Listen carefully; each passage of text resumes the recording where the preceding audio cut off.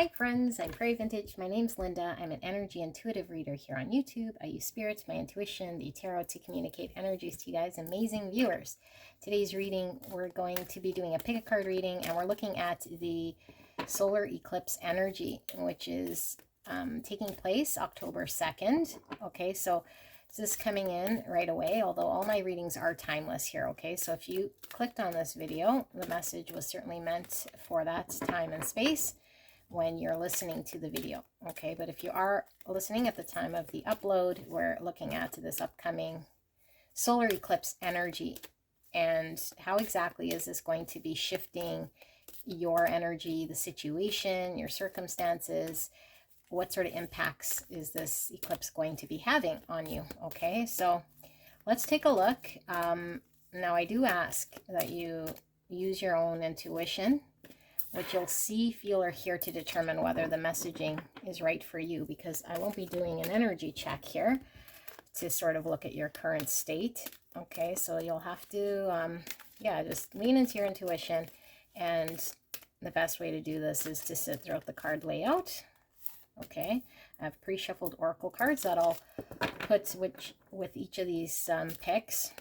Okay, and you can sit there and tap into your intuition to see if the messaging resonates for you. Okay, only you can really do this because this is a collective general reading. So we have the three options, which I'll be revealing shortly. Interesting, so a little mark on that one.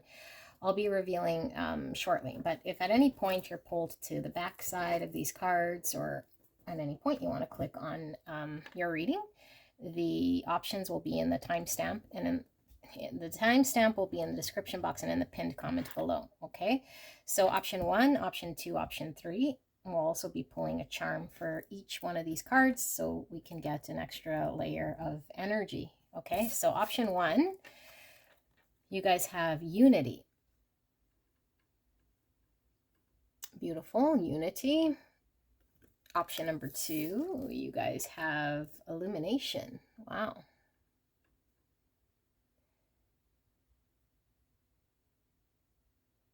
Two trees. Option number 3, and we have creation, another tree. This deck doesn't only have trees in it, I assure you, but 3 trees. That could be significant for the collective. Okay, 3 trees, I mean, doesn't quite make a forest, but it could be symbolizing. Yeah, there's a collective message coming through now. Okay, I'll put a timestamp here for that before I get into all the charms and stuff as well for each of these. And you can click ahead to that. But it could certainly be that we're seeing the bigger picture here, because we might have been really lost in the forest here, you know, the saying of seeing the forest for the trees. So I do feel like there is a clearing. I'm seeing a clearing here out of a forest. And so collectively, we might have been really navigating the unknown or unfamiliar territory, or getting to learn about our environment. And our environment can certainly be exploring ourselves in a different way than we haven't been able to do in the past, you know, and with that comes fear and sometimes perceived danger. A need to find a way to stay safe and find shelter or make it through. But trees are all about stability and security and health and family lineage. So we might have been having to do a lot of exploration when it comes to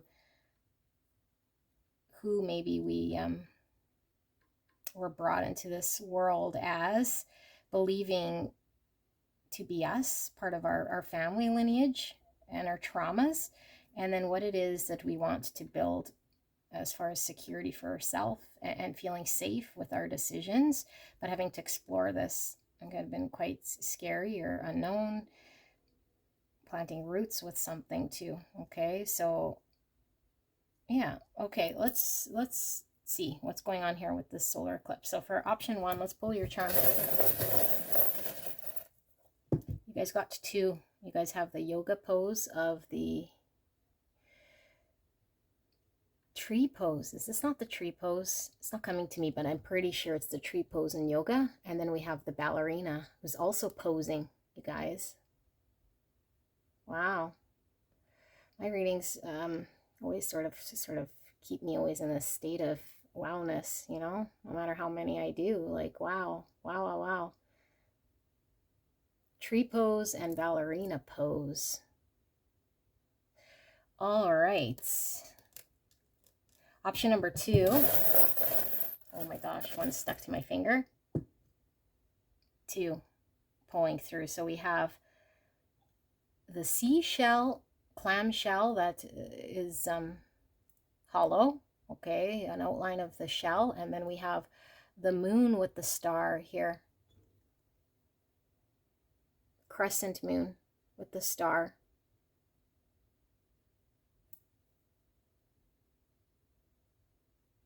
All right, guess the charms are coming out in 2s. Option number 3, yeah, in 2s. Okay, we have the sunflower.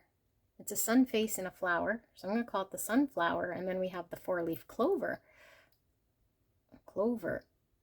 So 2 flowers. So trees are certainly growing from the ground. Same with the sunflowers and the 4-leaf clover. Okay. What an interesting energy I'm tied into here.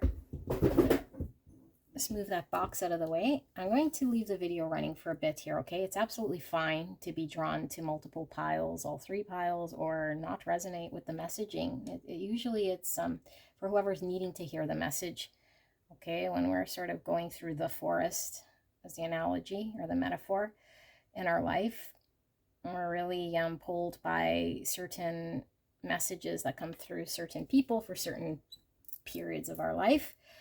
And sometimes it is much needed in order for us to connect to the divine and find an outlet, however it manifests, okay? And then sometimes it's just we're needing to figure this out sort of with our own ability and intuition, okay? So it's absolutely fine when we don't resonate or it doesn't have the messaging, so don't force anything to fit here, okay? So that was for someone. I will leave the video running. You guys sit with this energy and I will see you guys at your pick.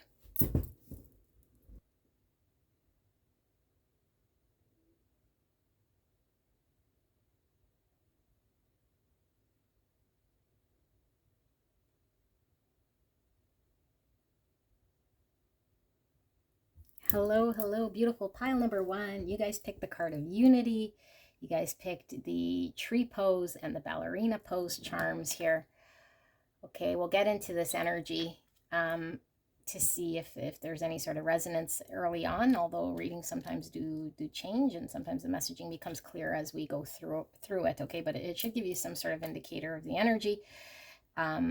But what are we looking at? So we're coming into the solar eclipse energy, which is very heavily charged here, okay? So there's going to be a shift of energy, and we're looking at how does this solar eclipse impact you specifically, your energy, your current set of circumstances, situation.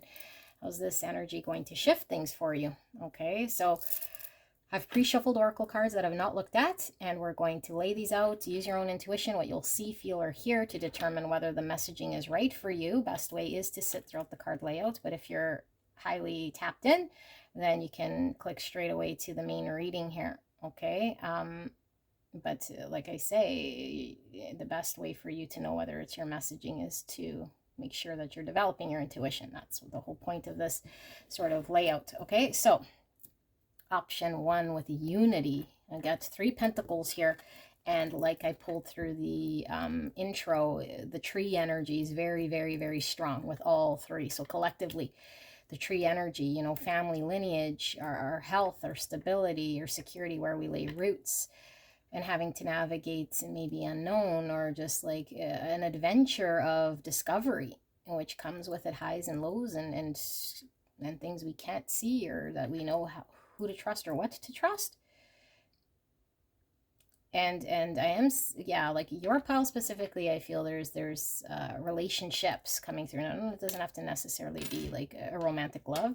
It could just be relationships as a whole. Like, how do I navigate interacting with people? It could be on a one-on-one, like in the best way for there to be unity, cohesion, working together, cooperation. But there's something about having to trust.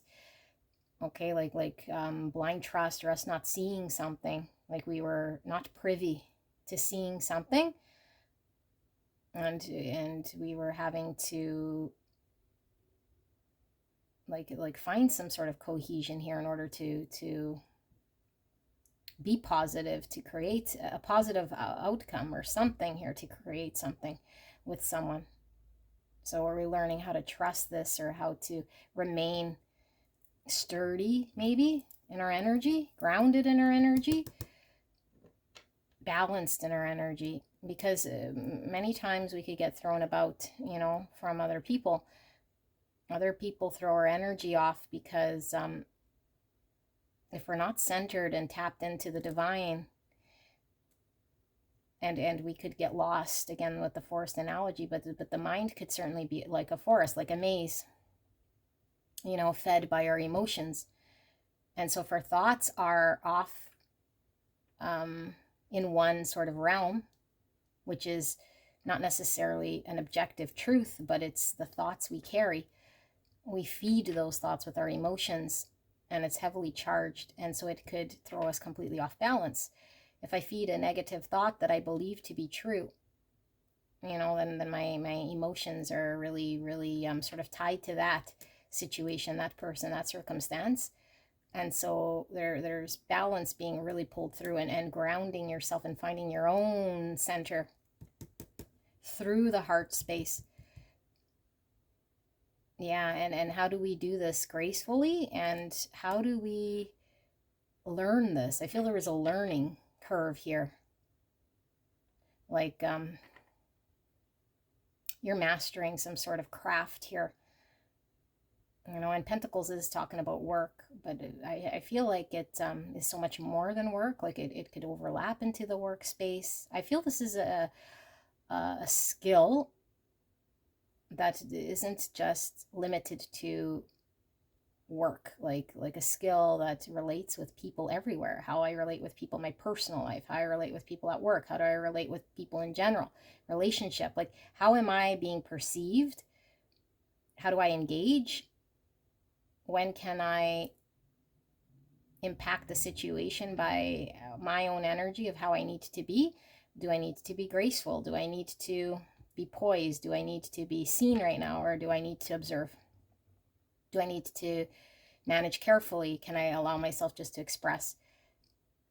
Like a graceful understanding of how to navigate so that the best possible outcome could be created here for everyone involved, and finding peace and unity.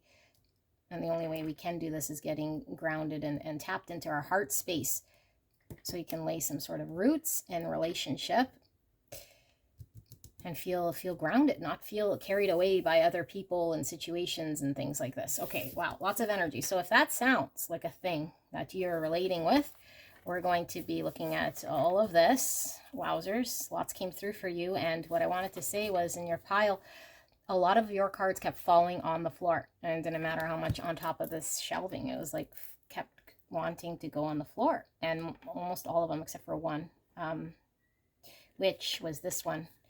Sorry if you guys hear a phone in the background. Flipped, always face down.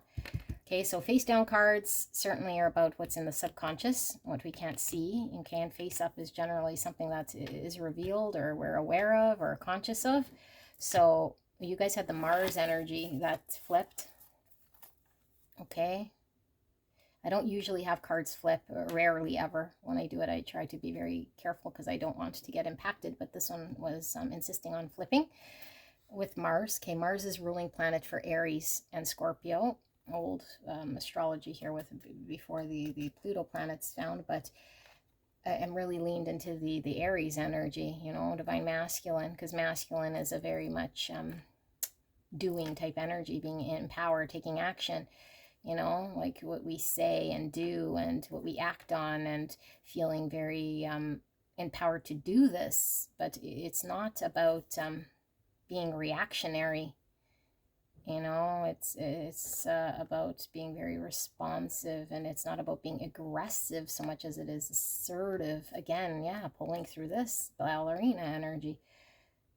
You know, so maybe in the past is like I could be too aggressive, or I mean, we can't be too much of anything really if we're just being. But if we're present and aware, and we notice that we are off balance, and we might look at ourselves and say, am I too aggressive, you know, or am I too passive for the energy that I'm wanting to encompass here? What is the energy I'm needing to encompass here? How I express myself and the actions I take. I think there's a lot of awareness here. 22 is a master number. Peacemaker, yes. Diplomacy, again, how do I act? And it may be a diplomatic way, but not about, you know, being a false self, but really concerned, like, how am I being perceived by others potentially? Is this getting in the way? You know, like really wanting, like Libra energy here, I'm getting with the peacemaker, and even 22, I'm getting Libra. Yeah, Libra's pulling through. Because maybe we're too concerned about appeasing other people potentially, you know. So 22, master number, healthy energetic boundaries. Okay, so we need to know how to say yes, how to say no. It's also about divinely guided relationships. So we were getting initially with the relationships with the 3 again. Okay, it's all about growth, relationships, initial success. 3 is also Empress, which is divine feminine. Okay, and this is divine masculine energy, like I said, pulling through with the Mars, because Aries. And so that's balance again with the 2, with the Libra. Yeah, the balance. So that masculine, feminine. How do I know when it is time to be in my feminine, receptive energy of feeling emotions and being able to express them? And then in my masculine, how do I connect them to my thought and my knowing, and sort of merge the two, like heart and mind coherence that are merged rather than just reactionary. Yeah. So Empress is Taurus and Libra energy. 3 is also Hangman, which is changing a perspective here. Yes, and we were getting that. Lots is coming through for you guys. Oh my goodness. I might just get you to watch the card layout. Depends on how this goes. But at the beginning of the pulling of the cards, we were getting like gaining a higher perspective to see above situations that we've been lost in for some time. Like only then can we really take true action for our highest good and be centered, because we're not in the forest, like in the minutia, lost in the weeds of it, so to speak, or in the motions of it, pulled by it, because we're rising above it. And so I do feel like with the hangman who hangs from the tree, we're rising above to see something differently, gain a complete different sort of perspective of ourself, I feel, and this provides a change in situation. Okay, and also 3 is the world, which is ends of a cycle. I feel like there's a massive end of a cycle here in how we engage. Yeah. Surrender comparisons with other people. Keep your eyes trained on yourself. Focus on your own strengths, attractiveness, and power. Power. Okay, like when am I visible? Are other people seeing me? How am I being perceived? And comparing ourselves with others. Surrender to trust. Trust yourself and your decisions. Don't be swayed by other people's strong opinions about what you do. Take action and be confident that you have chosen the right path. All in line with the same message we were feeling, and because they said her eyes were closed. I don't know if I said that, but this is what was coming through when I said learning to have to trust, but we can't see. You know, like we can't see her eyes were closed because we're not being privy to or seeing we're not seeing it all, but we were having to have some sort of blind trust here, I feel. Surrender your fear of change. The universe is reminding you that you are cared for always. Whether you're afraid of a change in your job, your health, or a relationship, or if you fear aging or death, repeat the affirmation, I have faith that all is well. Well, faith is certainly about having some sort of blind trust. Growth. I want to expand my consciousness and my awareness. Yes, yes, yes, yes, yes. Beautiful energy. Oh, love it. Okay, so we have support. Your life purpose fully supports you. Look at that. Wow. And we have the, what is that called? The caduceus? I'm not sure the name of the medical symbol with the two serpents. Which symbolizes the health and the healing. We have the guardian angel. Support. Your life purpose fully supports you. Yeah, and we were getting with the number 22, divinely guided relationships, like led by the divine. Okay, we have Ellen, path maker and guide. Look at that, you guys. Guided, guided. This beautiful deer is very innocent. It's observing. Like I said, observation. We're seeing something now, you know. 7 is chariot energy, integrating shadows, but this is the balance coming through, really. Balancing ourselves by integrating parts of ourself that were needing to be transmuted. So 7 is about faith, wisdom, reflection, and understanding. Okay, we have healing. Yeah, we were feeling the medical symbol, healing. 2 hands, one over the head, one over the stomach. All that's sort of exposed here is the heart.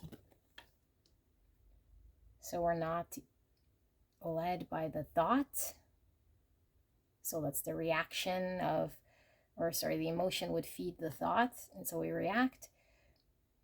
When we're led by the heart, we're responsive. So we might have been really emotional, driven by irrational thought, potentially, or just our thoughts, which are just thoughts. So we had to heal something here. Okay. Integration. Yeah, that's chariot, the balance I was seeing in your masculine, feminine, the dark, the light. Wow. Number 14 is temperance, Sagittarius energy. Healing, healing, healing, balance, integration of shadow, patience. 7 again. Okay, that was chariot energy, like I said. And she's pregnant, which is giving me Empress energy, fertility. And we have the moon cycle here.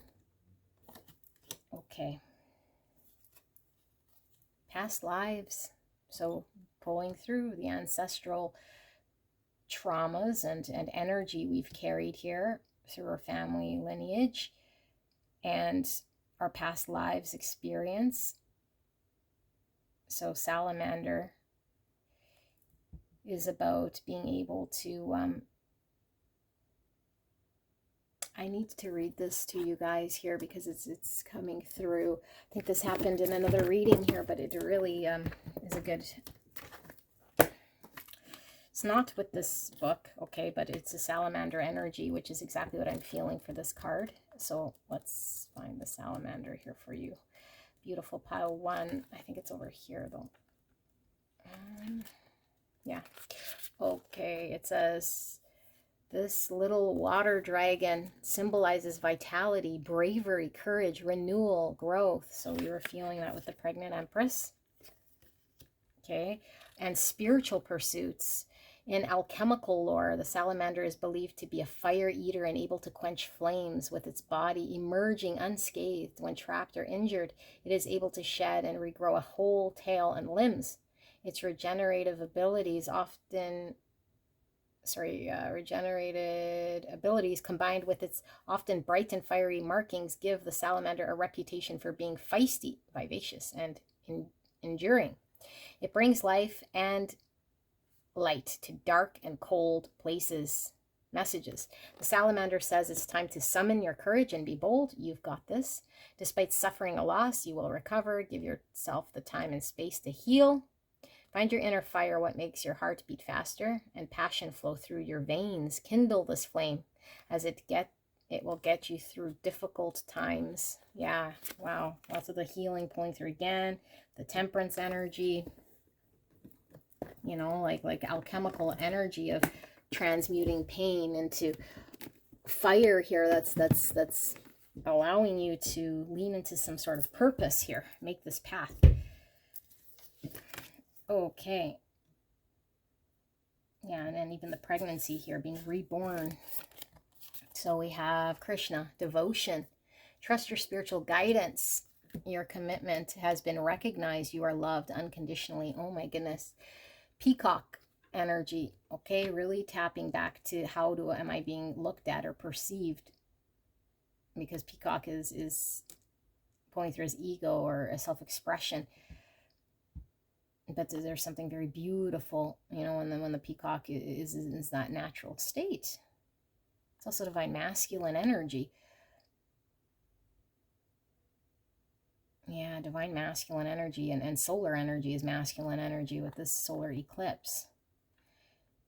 I'm really feeling like the masculine, but the feminine pulling through, or we're maybe really learning how to lean into which one we need to in order to be grounded and balanced, because we might have had a bad distortion in one area. Specifically, if we were in our thought a lot, you know, if we were in our thought a lot, and it could be both ways. Thought a lot would be more masculine, okay, or maybe we're very much just acting out of emotion, which could be feminine energy. But if we're distorted, if we're not observant and aware of our own sort of programming, this might have taken us to, I don't know, down a path here. And so we were having to heal something greatly here within us. Okay, so we have the otter spirit. You are never alone. 42. Look how cute this otter is in a heart. 2 otters. Oh. So 6 is lovers, Gemini energy.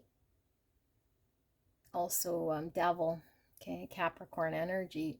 But I feel like the devil is a habitual way that might have been getting in the way of how you connect with others. So heart space, which is really pulling through this first card again.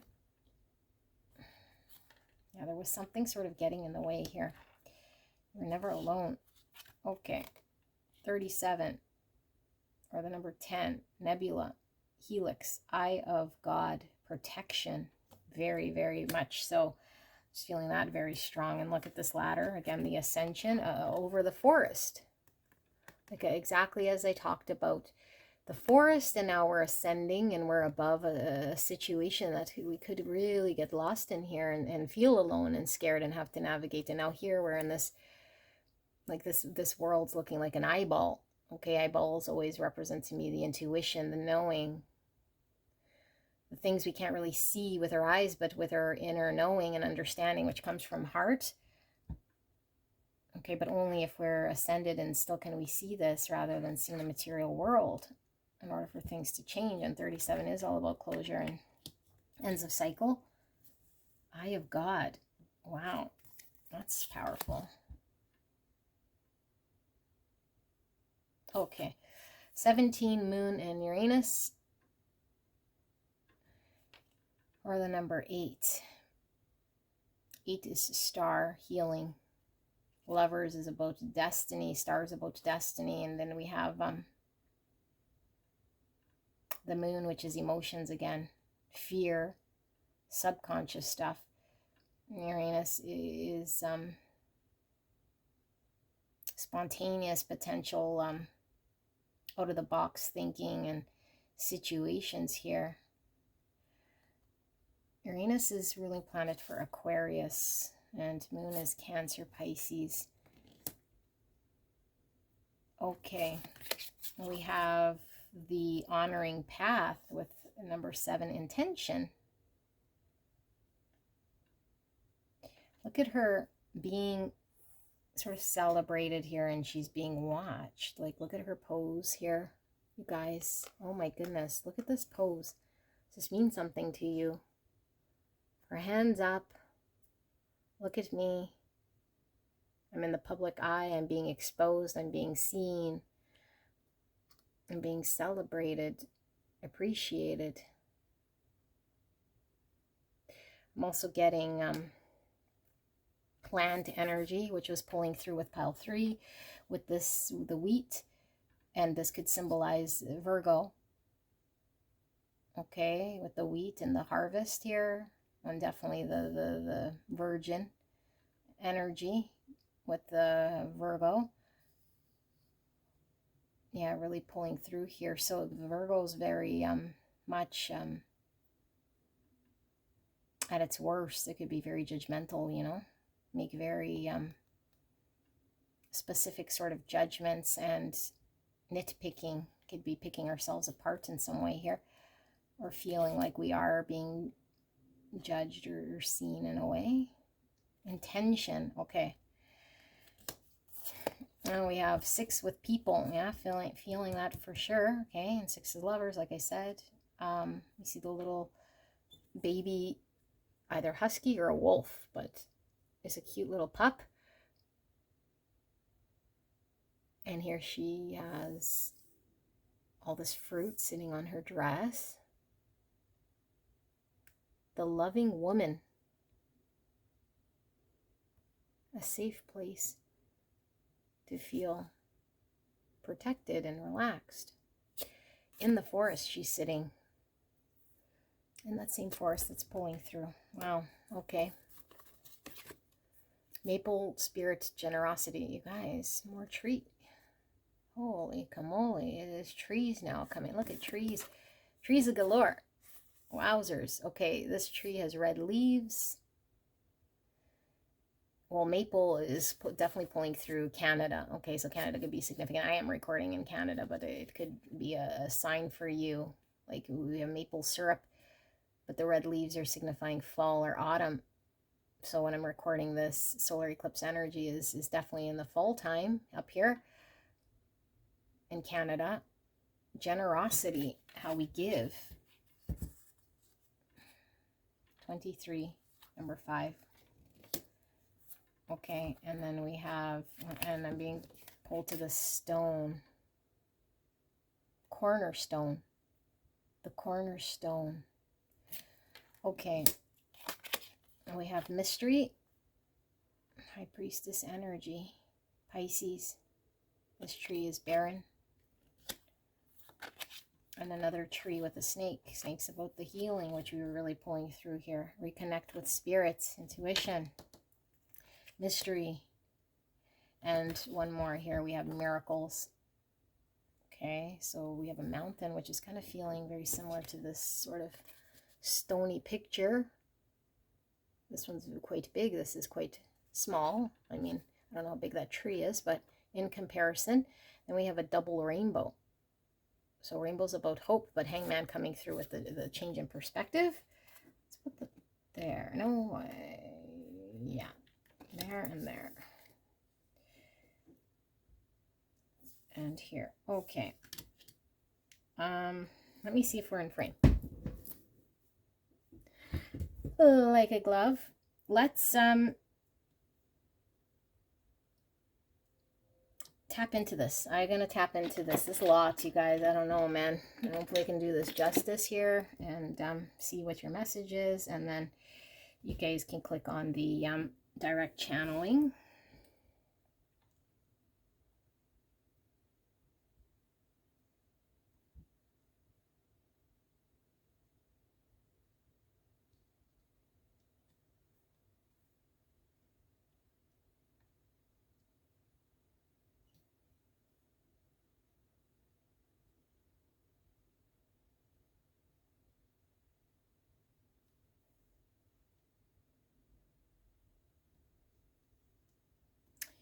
Okay, I'm feeling a very spiritual pile here, like really, really wanting to work with the divine, and you're so open, you know, this is beautiful, but I feel like maybe you haven't seen the full sweetness of what's to come to you, because I feel like we might be just finally understanding, or still on the verge of fully putting the pieces together, but it's coming. And when I say the pieces, it's like everything's falling into place for us to now observe ourselves objectively to get different sorts of outcome. Specifically, this pile is relating with and working with other people, how we're connecting, how we're perceived, how we compare ourselves, or how we see ourselves. Like I feel we were in an energy of judgment and still mind, okay, still matrix, still mind, still ego, still driven by this sort of thing, which perpetuated the same sort of energy around us. Like it didn't matter who we're around, you know, whether at work, relationship, this person, that person, like it's going to be the same energy, because if we're engaged and projecting and putting out a certain energy about us, the outside world will remain the same. So what is happening here with this solar eclipse is I feel we've been really open, or at least this is how it's shifting, open now to something greater. And this great thing would require us just to trust, to allow things to be, for us to be liberated in a way that allows us to be our truest, most authentic self, which then the sweet things come. Connection comes, our heart opens, we feel connected.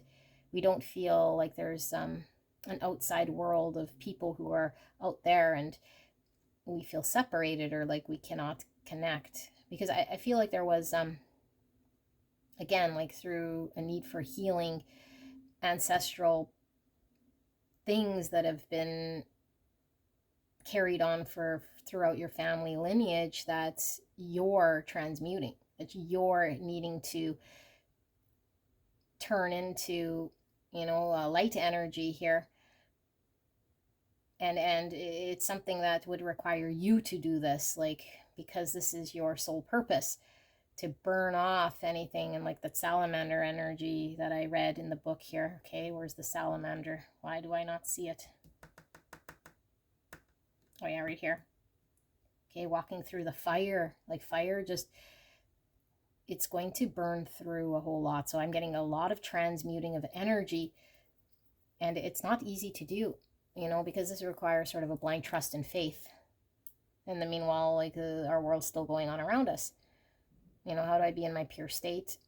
And there was a heavy emphasis here on you really having an idea of what you should look like, or what people would expect of you, and how you have to be, you know, and manipulating, not trying to be manipulative, but manipulating your energy to work with your situation and your people. Which, I mean, yes, it's good to be adaptable, but we're transcending even past this, where we're now ourself in all situations and circumstances. We're true to self, because we're no longer led by our charged emotions. So reactionary, projecting, traumatized, and triggered. And here we might have been so much in our mind about how we might be perceived or looked at, or really thinking about how we have to respond, you know, in a way that is manipulating that reaction. But when we silence the thought, or at least we welcome it as just a thought, but nothing more, and we don't just engage in the immediate emotion, the fuel-driven emotion of the trigger trauma, we're now very responsive and listening to this heart.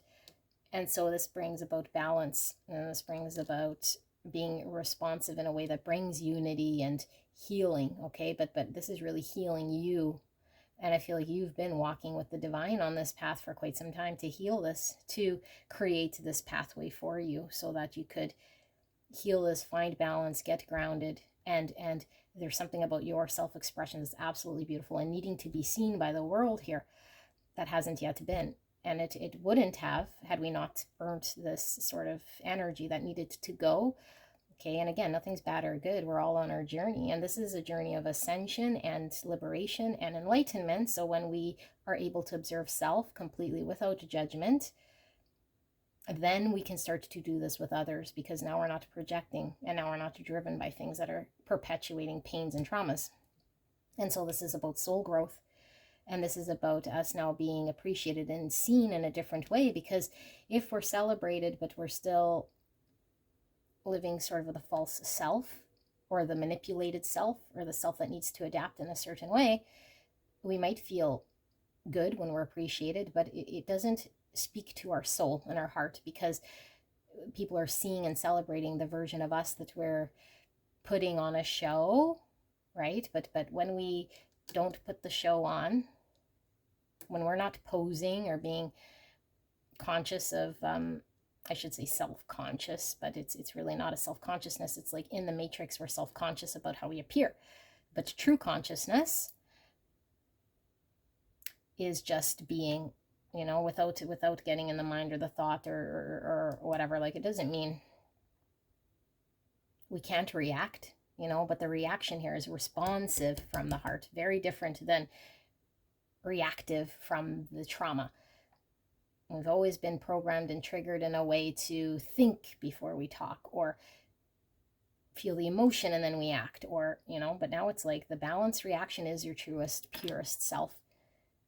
We're being liberated and guided towards this beautiful energy, okay? And I think what this does is allow you to connect very deeply here. So there might be a relationship here that has been stifled or stunted, or you wanting to connect, you know, like, I want to connect better with people, or I have a relationship that's stunted. How do I get closer to my heart, closer to this person, or bond, or create this sort of thing? Well, this is how you do it, okay? Otherwise, we're letting fear sort of lead us, and then we're always sort of reacting out of the it's like cause and effect with the Uranus. So we keep getting these tower moments, which are like catalysts that happen every day. Like somebody says something triggering, or something brings back my trauma, or that feeling within me that's been keeps coming up, and I keep responding in the same way, getting sort of the same results here. But now I have the power to really be in control of how I respond, how I see this. The power's up to me.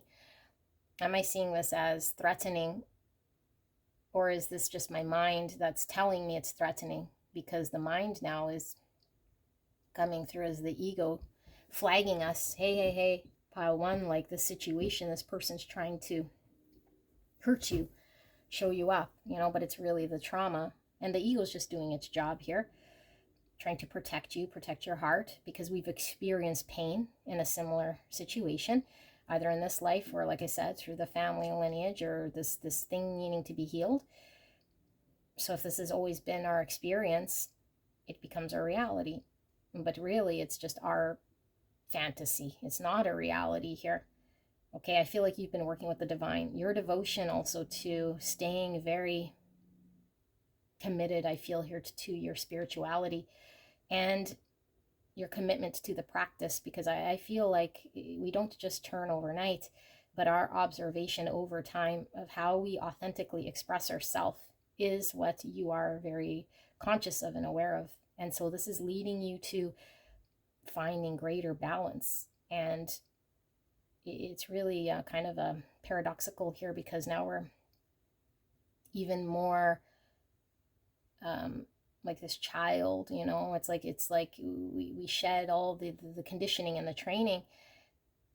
So it's training to be who we are without all the training of society, like who we are with all of that. So it's kind of seems simple just to be, you know, just to be innocent, just to be natural, just to be raw and pure. But it takes the observation and the dedication and the commitment and the devotion to this practice of wanting to be liberated. And yeah, like I feel this intense energy of you being very focused, like really focused here, and very centered and very grounded. Like I'm getting goosebumps here. Yeah, like look at the energy. Wow, you guys. This energy I'm really pulling through, like intense, focused devotion. Okay, really, like I'm not going to get my eyes off this. And devotion, sitting there like staring, like something has your attention here. Your attention, your commitment, your dedication, your devotion. And this is what is really sort of being seen and appreciated here. And it's creating this beautiful liberation to connect to an inner knowing and a greater seeing, because the universe will reveal its secrets to those who are ready to be revealed to. If we are choosing to remain wherever we're at and we're not maybe ascended enough, or the power, the power comes through as heavy swings the cane or holds the sword. So the universe will not allow you to have gifts of power that might be above and beyond your capability of being able to yield that sort of truth or that truth. And so I feel like this solar eclipse is coming through with giving you this sword now.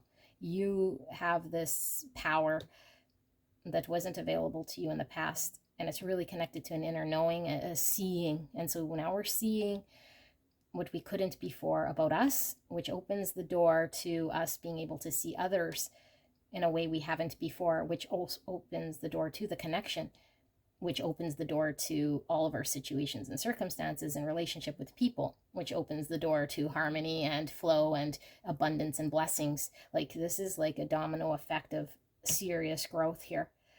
And it's the sweetness of life. And it's very solid. It could not be pushed over. And so I feel like at one point we felt very swayed. We could be swayed. And we had to figure it out, like this ballerina, very flexible, and we still need to be flexible. But I feel like there's two different types of flexibility. I feel like the flexibility we were in was, how high do I need to jump to make the circumstance, or how rubbery do I need to be for everyone else's pleasure? Now it's like, me and my grace, I'm able to be flexible to myself, because every situation and circumstance requires the present me. And I'm never the present me in the past. Like the past me was always that situation that called for that version of me. This present moment only requires this present me. And every situation requires a different me, So I need to be flexible. But the different me isn't the false me. The different me that this requires is the responsive me that is reacting from a place of heart in a responsive way, not reacting in a place that's reactionary from trigger and trauma and a thought that's unhealthy. And then because the fear, again, like I was feeling here, is a thought that we believe in, a thought pattern that was getting in the way of us changing this way about ourselves. But I do feel it was heavily emotionally charged here, and having to deal with those triggers, those tower moments that repeat themselves throughout our life. And so I feel like there might have been one catalyst for sure, potentially in a relationship, that's been the result of why this has happened over time, very blessed, guided down this path. And so the cornerstone coming through again, I feel like, I don't know how to put this into words, and it feels very beautiful, the energy here. So I don't want to do it to disservice, but it's rarely that I can't communicate what it is, because I try to put it into the English language here, but energy doesn't sometimes have words. And the cornerstone, like you guys, like, wow, it's like the epitome of me that is so solid here, and it's always the place to fall back on, and it is unshakable and unmovable. But I can be flexible enough to enjoy the sweet,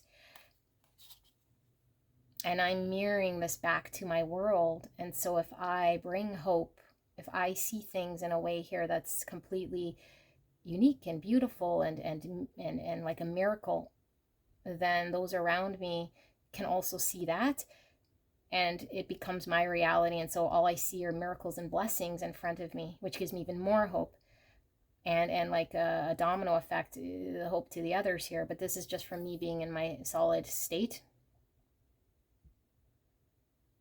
and the cornerstone of who I am and what I'm building here.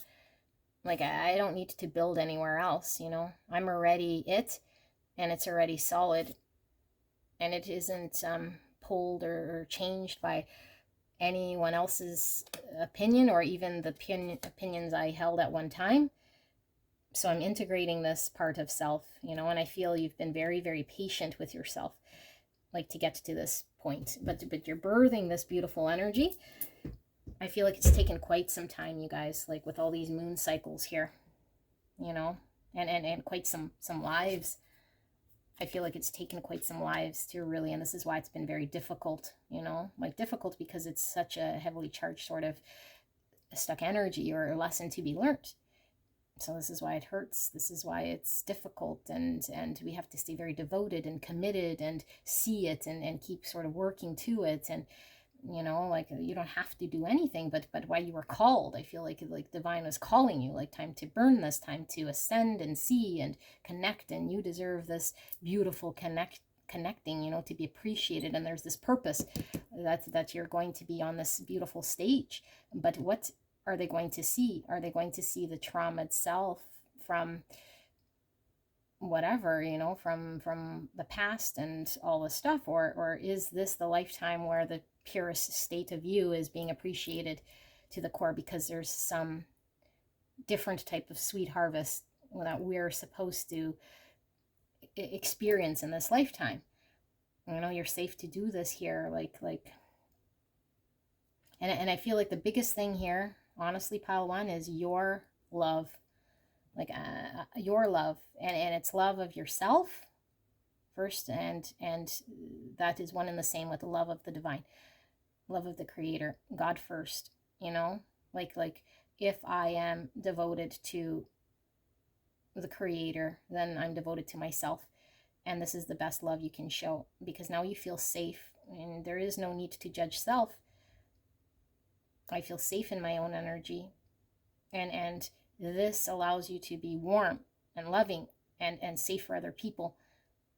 And so pathways open, like I'm really seeing like a pathway here, you know, and so a forest that might have seemed kind of dark and mysterious and unknown and really unpredictable and fearful at times is now bright and beautiful, and we're walking with people in harmony, and it's providing abundance. Like, I know this is coming through very strong, but this is how this reading's pulling through here, okay?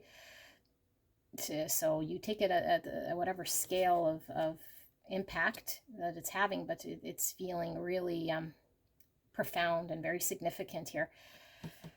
Ooh, okay, so definitely more connected to the divine, connected to our intuition. We're reconnecting with a part of ourself that's really tapped into spirit, and it's one and the same. And we know that this is connected to others, because when we connect to it in ourself, I think this is the missing piece, you guys. So it's like, once this is harnessed, okay, and it's a work in progress with the dedication and the focus, it then mirrors to us the other people and the connections. But we can't be too wrapped up in the pulling of other people and connections so much when we haven't seen it within self. So we're seeing it in self, and so our whole intention changes. Yeah, look, our intention changes, because we might have had an intention here that was under one guise of experience, and now the intention totally changes our set of circumstances, and so now we're being steered in a direction here that changes the course. You know, it's this pathway, being guided down this path of the pure purpose that we were supposed to sort of experience, but had we not have done this, we would have gone down some other path, just by integrating this and healing this part. Yeah, you know, I'm just going to pull like 3 cards here, because sometimes I put tarot in the description, and I don't want people to be like, where's the tarot? So I'll pull some tarot, but I feel this is your message. Spirit, is there anything further that pile 1 is needing to know here that I'm missing about this solar eclipse? Clear and concise message for the greatest and highest good of beautiful pile number 1. Thank you so much, Spirit. Please protect me and the viewer as I channel this message for the greatest and highest good of pile 1. We're so blessed to be here listening to this message, and I'm so grateful to be able to channel this message clearly.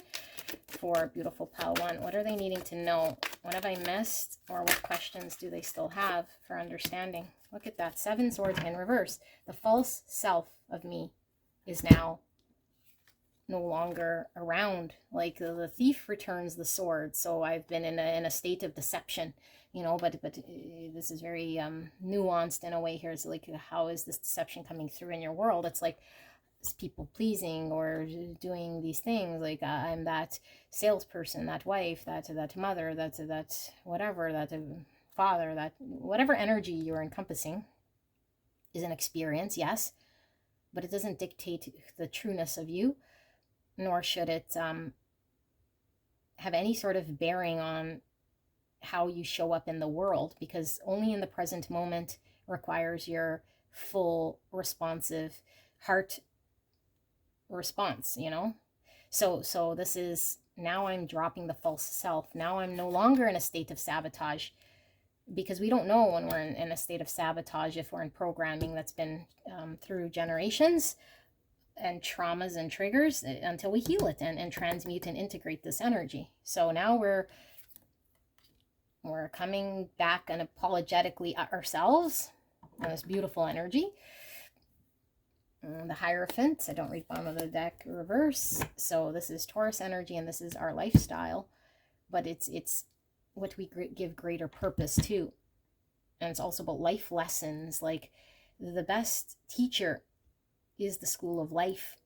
So I observe myself in my everyday life, and by this observation, this devotion, this dedication, I saw where I was robbing myself of opportunity. I saw where there were connections that weren't fulfilled. I saw where I was being seen for a version of self that I no longer am or can connect to or relate with, because it's not the version of me that I now know inside or connect to. This was maybe a past me or a version of me or whatever me that needed to be.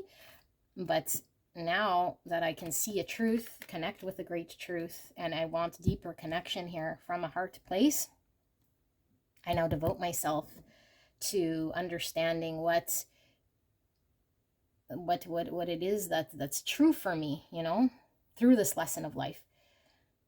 Wow. And it changes your whole life. Like this changes your whole course, you know. Like if we're always in sort of one energy, like I said, we end up experiencing the same manifestations and, you know, same situations with different people, same types of jobs result in events and circumstances that are very repetitive, teaching us the same sort of lessons on and on, cyclical in some way, you know, feeling like we're not free or like we're trying to navigate through this thing. It's like, no, now I just learned this lesson.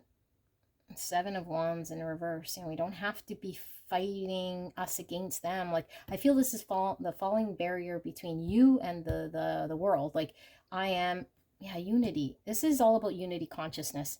We are one, but how we get to oneness, we really have to go through this. And this part I feel is more the illusion of self, the empowered self, the observer self, you know, but it's always inwards first. Okay, always, because it's almost impossible for us to be able to see people and their triggers and traumas when we can't get past it our own self. So this is really tied to impacting a relationship for you, relationships in general, because it's going to change your whole world here. I feel, you know, the barrier between me and them, it's me in here and them out there, is that now I am this person. This person is me, you know, because I can see their trauma. I can see their false self, their self that they've created here. And so it doesn't cause me the trigger. It doesn't make me feel separate, okay? Because I feel like you might have felt very alone and separated or separate with this. You were never alone. And so we're learning that we aren't separate, that we are all connected here. 4 of Wands in reverse. Yeah, it's like I couldn't come together with my soul family. I couldn't create the unity. This is about union, coming together, soul family, a milestone, but this is like it's not coming together. We couldn't build it because of the block that we're now it being able to work on, because we can now see it, we acknowledge it, we see it, we observe it. I think it was hidden because it was in shadow. So the integration here is we have to see it. We walk through the fire like the salamander, and we work with that energy. We don't shoo it, we welcome it, you know, because just like the thief returning the swords, if we condemn it, we're back into judgment. And I think what you're really learning is the no judgment and welcoming every sort of part of self. That is the greatest sort of lesson that you've learned here, because there's nothing that's coming together when we shun something, some part of us or some part of someone else. We can't come together. We can't have union. We can't have unity consciousness. It keeps us separate. Queen of Cups, look at that. You guys are opening your heart space. I feel like crying. I love this energy because I always talk about this here, you know. Unity consciousness, loving from a heart space, full of compassion, kindness, giving, receiving, but being of service to others. And the more love I give and compassion in the world, the more comes back to me. Love cannot lead you astray. Love is the answer. And I know it sounds very cliche, but it truly is here, because you can't go wrong with love. You know, it polarizes negative energy. If we feed more negativity to the world, it just perpetuates more negativity, creates separation. And if we love it, you know, because everything has a dark and a light in it, even in the worst case scenario, you know, like when we're feeling, let's say, a state of fear, you know, we have to see the light in the fear. What's the light? The light in the fear is I love myself so much that I want to protect myself. That's a beautiful trait, you know. That's a creator trait. So how is this manifesting to me? I'm trying to push away this situation or react in a way to protect myself, because the fear is great. So this is beautiful that you have this trait. Okay, so we welcome it. We welcome it coming out. We don't shun it. We say, hi, fear, you're here. I love that you want to protect me, that you're so loving right now that you want to protect yourself, your family, you know, that this fear is real, but it's driven from such a beautiful place within you. Now we got to be present in how it manifests as the shadow, you know. Are we shunning the fear? Are we responding to people in ways that are hurtful? Or are we being compassionate and open and responsive? Okay, another example could be, I don't know, like let's say we have another negative traits like sadness. You know, we're so sad, like we feel separate, we feel like we're not with the ones we love, and we feel alone. And that's natural. We don't shun it because it's our emotion. And we see this and we say, oh, this is a part of me that wants to give and receive love. It's so natural. It's the creator in me. You know, the creator is love, wants to give and receive love. And so when we know that we are feeling this way, we can say it's because I am the creator. I am the love that it is that I can recognize within me, that I can give in order for me to be able to receive. So it is there. It is within me. I don't need to go seeking that. You know, I don't need to seek it, but I recognize within me that need for recognizing the love within me. So I'm going to give that. I'm going to give that. I'm going to give that. And so now we open the flow of giving and receiving. Again, like I always say, like if we're lacking something, it's because we're not in the energy of it. It cannot be lacking if we're in the energy of it. The only reason I feel a lack of love is because I'm not giving the love right now. Okay, so this is also tapping into this intuition and reconnecting with spirit, because the Queen of Cups is highly intuitive. And so she's seeing blessings and miracles right in front of her, you know. This is so beautiful, you guys. I can go on and on, but I feel I need to cut it here because it's your reading. And solar eclipse energy, this is beautiful. Let me know in the comments if this resonated for you guys. I'm so blessed that you're here. I love this, and I will see you guys at the next one. Bye-bye. Hello, hello, beautiful pile number 2. I cannot not wait to get into your reading. Pile 1 was absolutely beautiful. Let's take a look. What's going on here with this solar eclipse and the energy shift that's going to impact you, your situation, and just have a significant impact on your energy and how it's going to shift. So we're looking at this like I said, this upcoming solar eclipse, but this reading is timeless, so it doesn't have to be at the time of the posting. If you find this reading, this message was meant for you, okay? And the best way to tap into your intuition is through the card layout, which I have right here. All the cards that are pre-shuffled, I've not looked at them. Okay, but if you feel you want to go straight away to the channeling, you can click on the timestamp there. But it's important you use your own intuition. Okay, so yeah, in the intro, we had the collective energy pulling through, like navigating through the minutia, the forest, you know, the darkness, and sometimes it's exciting, thrilling, and sometimes it's lonely, dark, scary. But illumination is certainly about something coming to light, like clarity. This tree's on fire. Like I feel fire is representing passion and drive, and but is this a control fire? You know, like how do we control a fire like this? And know the difference, like to see how to control the fire. Are we seeing our own fire? Is there some sort of what's it called? What's that word? Contagious thing here. Like something's contagious here. Okay, so we have the clamshell, and it's hollow, just an outline. Shell sometimes represents our own sort of defensives or boundaries. We keep things out. But here on the inside is hollow. You know, and when we're hollow on the inside, are we missing some sort of fire passion? You know, like is there some sort of thing missing here? The meat is missing of something. Maybe we're fired up about something that's missing within us. But here we have the moon and the star, like dreamy energy here, you know, a wish. Starry night, like I feel a dreamy energy of some sort of wish fulfillment, but also it might come with a lot of fear, so it stays in dream state. Now this is giving me fantasy dream state, but I'm fearing something here, but it would be a big wish of mine and a hope of something that I could attain for myself, and it fires me up. But there's two different energies. I feel one of the dreamy, watery dream, and one of the fire reality and take action. So are we hanging around some fantasy dream here and not making it a reality?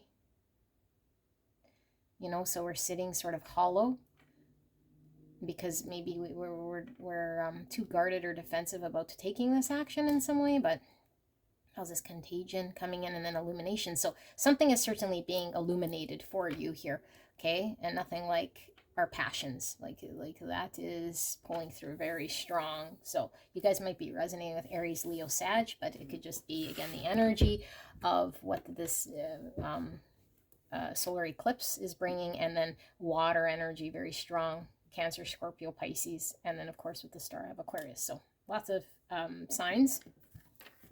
Okay, we have surrender to joy. Yeah, giving into this beautiful light energy.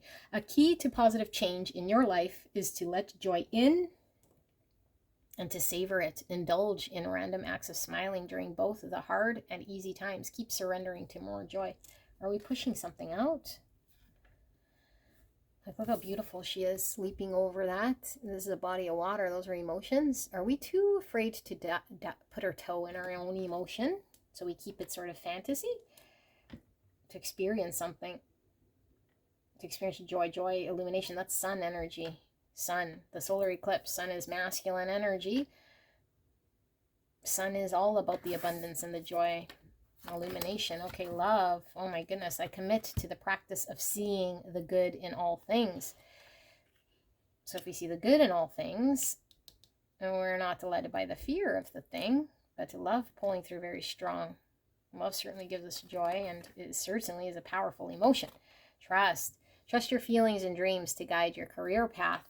Wow. Okay, well, I don't take words too literal here, but I feel there is a path here of purpose that you're called to, that's requiring you to trust, but it's in dream state, or has been in dream state. So let's see, are we heading towards this? Are we seeing it now? Like this is giving me crystal ball. So illumination, divination, like we're seeing it. Some state, a future state we can see ourselves in. Lake, she's jumping over this. What lurks beneath? Yeah, what lurks beneath? So is the fear, scared of the emotion that lurks beneath, or giving into this love state and trusting this love state. Slowing down. Slowing down. I'm getting this little icon, which is giving me video, like video editing. I don't know, maybe someone's a producer or like editing video or into movies or like some sort of play-by-play. Maybe you're like into sports. Some play-by-play. This is a rewind. Okay, turtle is definitely like slow and steady, wins the race, but the turtle energy is about protective and also longevity. Like they live a very, very, very long time here. Slow down. Okay. Stress. Look at that. Okay, so Fool energy, but there's a lot of stress, and normally the Fool isn't stressed. He's totally just like boop, you know, but I think the stress here is in having to be like this Fool, because this is also giving me Fool energy, Aquarius energy, like taking the leap, but trusting that leap.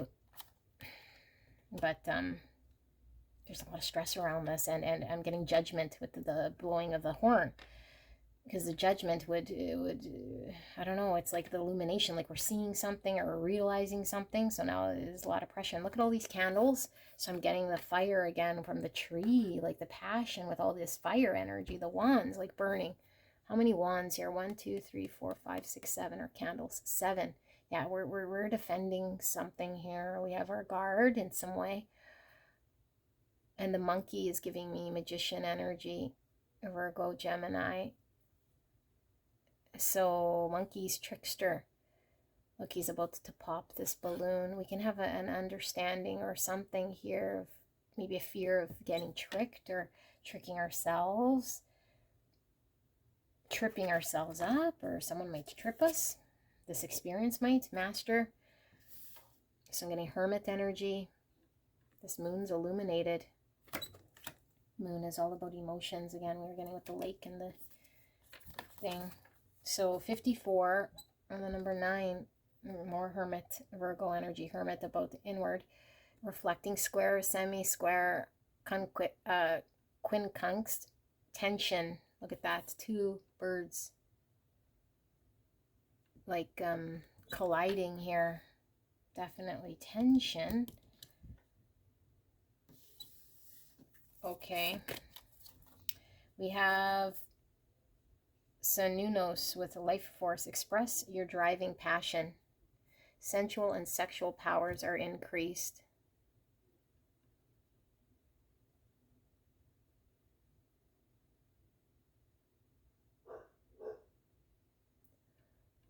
Earth energy, Virgo, Taurus, Capricorn.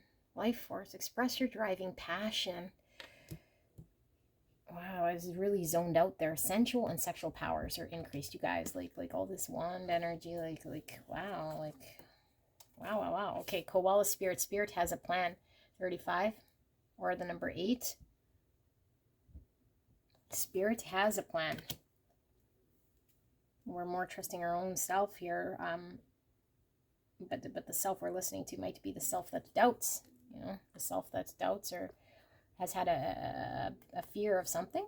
Owl spirit, you see clearly now. Illumination. Wisdom from an experience and the crown of empowerment. 43 or the number 7. 7's about faith and wisdom. It's also about reflection. So we need to reflect to understand, which was hermit. Yeah, understanding. We understand something. As well as chariot. So the movement forward. Chariot, balance. Owl spirit. Okay, so number 2, constellation, Taurus, sisterhood. So I'm getting 3 wands here, but also could be 3 cups, but 3s are about growth and relationships. We have the white, which is the purity. Sisterhood could certainly be divine feminine energy or support group. Taurus, earth energy. 2 is about balance, duality, and choices. standing strong. And then here we have the number 12, which is also 3 pulling through for me. Growth, relationships, and initial success. Pisces, bond. Pisces was certainly coming through with this dreamy energy. Bond. Look at this bond. 2 people here now. They look kind of like sisters or twins. Bond. Bond. 2 birds colliding or clashing. Tension. Venus and Saturn. So Venus is about beauty and love. And Saturn is our dedication, and it could certainly talk about time, commitment, and dedication to sticking to something maybe that's been not easy. 32 or the number 5. 5 is about to challenge, conflict, loss, rebuilding. Intention, number 3, behind a mask. 3 again, behind a mask. So we're a mask. We're not our truest self. We're seen for who we are. And here we have Spirit Guardian of Winter, retreat, number 38, or 11. 11, master number, about divine inspirations, synchronicity, encouragement to keep going. The snow globe has a little cabin in there, and it's surrounded by the forest. We were certainly picking up the forest. This forest has a bunch of snow and it's cold. This forest is on blaze and on fire. Retreats. When we retreat, it's cold. When we're isolated and alone, it's cold. But there's like a fire here. It's like contagious, that can melt all this frozen snow. Okay, wow. Let's see. So we have treat yourself, more tree energy. Treat yourself. Lots of pinks. Pinks, divine feminine energy here with sisterhood. Self-love, receiving love. Yeah. Wow. Yeah, love, love, love, love. Okay, pure love. 6th chakra with the 3rd eye. All about us seeing. Again, I'm getting the divination with the scrying ball here. I don't know if it is a scrying ball, but it looks like it. Because the 3rd eye, we could see with the 3rd eye and not necessarily with our 3D eyeballs. Okay, and then we have stillness. And so that could definitely pull through with the hermit energy. And this retreat looks very still as well. So the swan, and it's white, purity, and swans represent love. And we see one swan here in the stillness. So what lurks beneath in the waters here, this one's gliding on top, and there's scary stuff underneath, and this one's going above. Look at that, above, just above the surface here, but not even touching, and then inside is where the danger lurks. Inside the emotions, like diving into the emotions. Okay, and then we have embracing, more white bird energy, but this looks like a heron.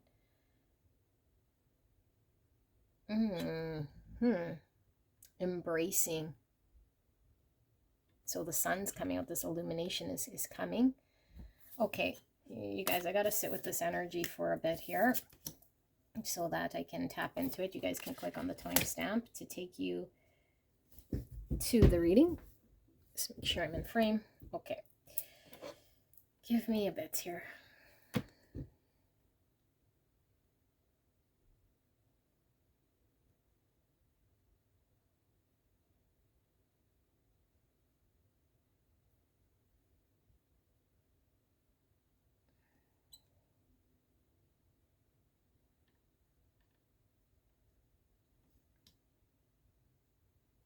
Okay. Aw.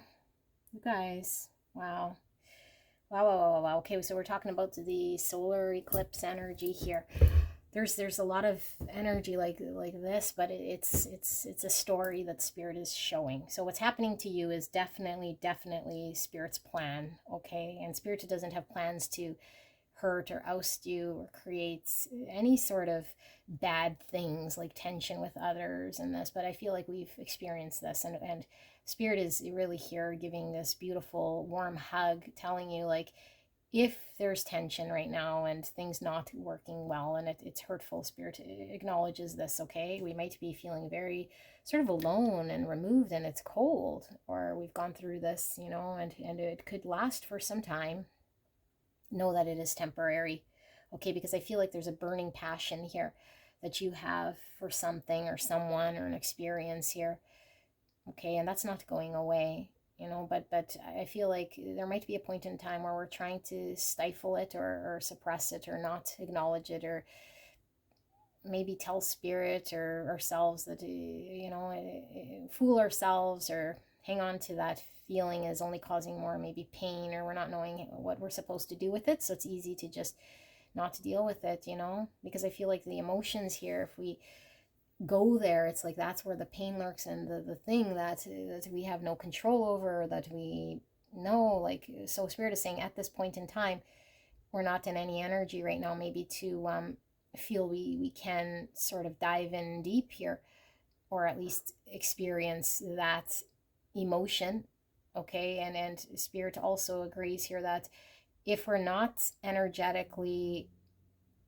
there yet, it's because there is this unfolding that's absolutely beautiful, that is going to be the perfect time for you to experience this and to trust this, okay? Because I feel like you have a lot of doubt around trusting that this beautiful love you have, and I feel is beautiful because it is pure love state, okay? But I feel like sometimes it's so blinding and passionate and blinding with this fire energy. And so when we have a fire, how do we tame and control it? It could be very, like I said, contagious and burn everything down.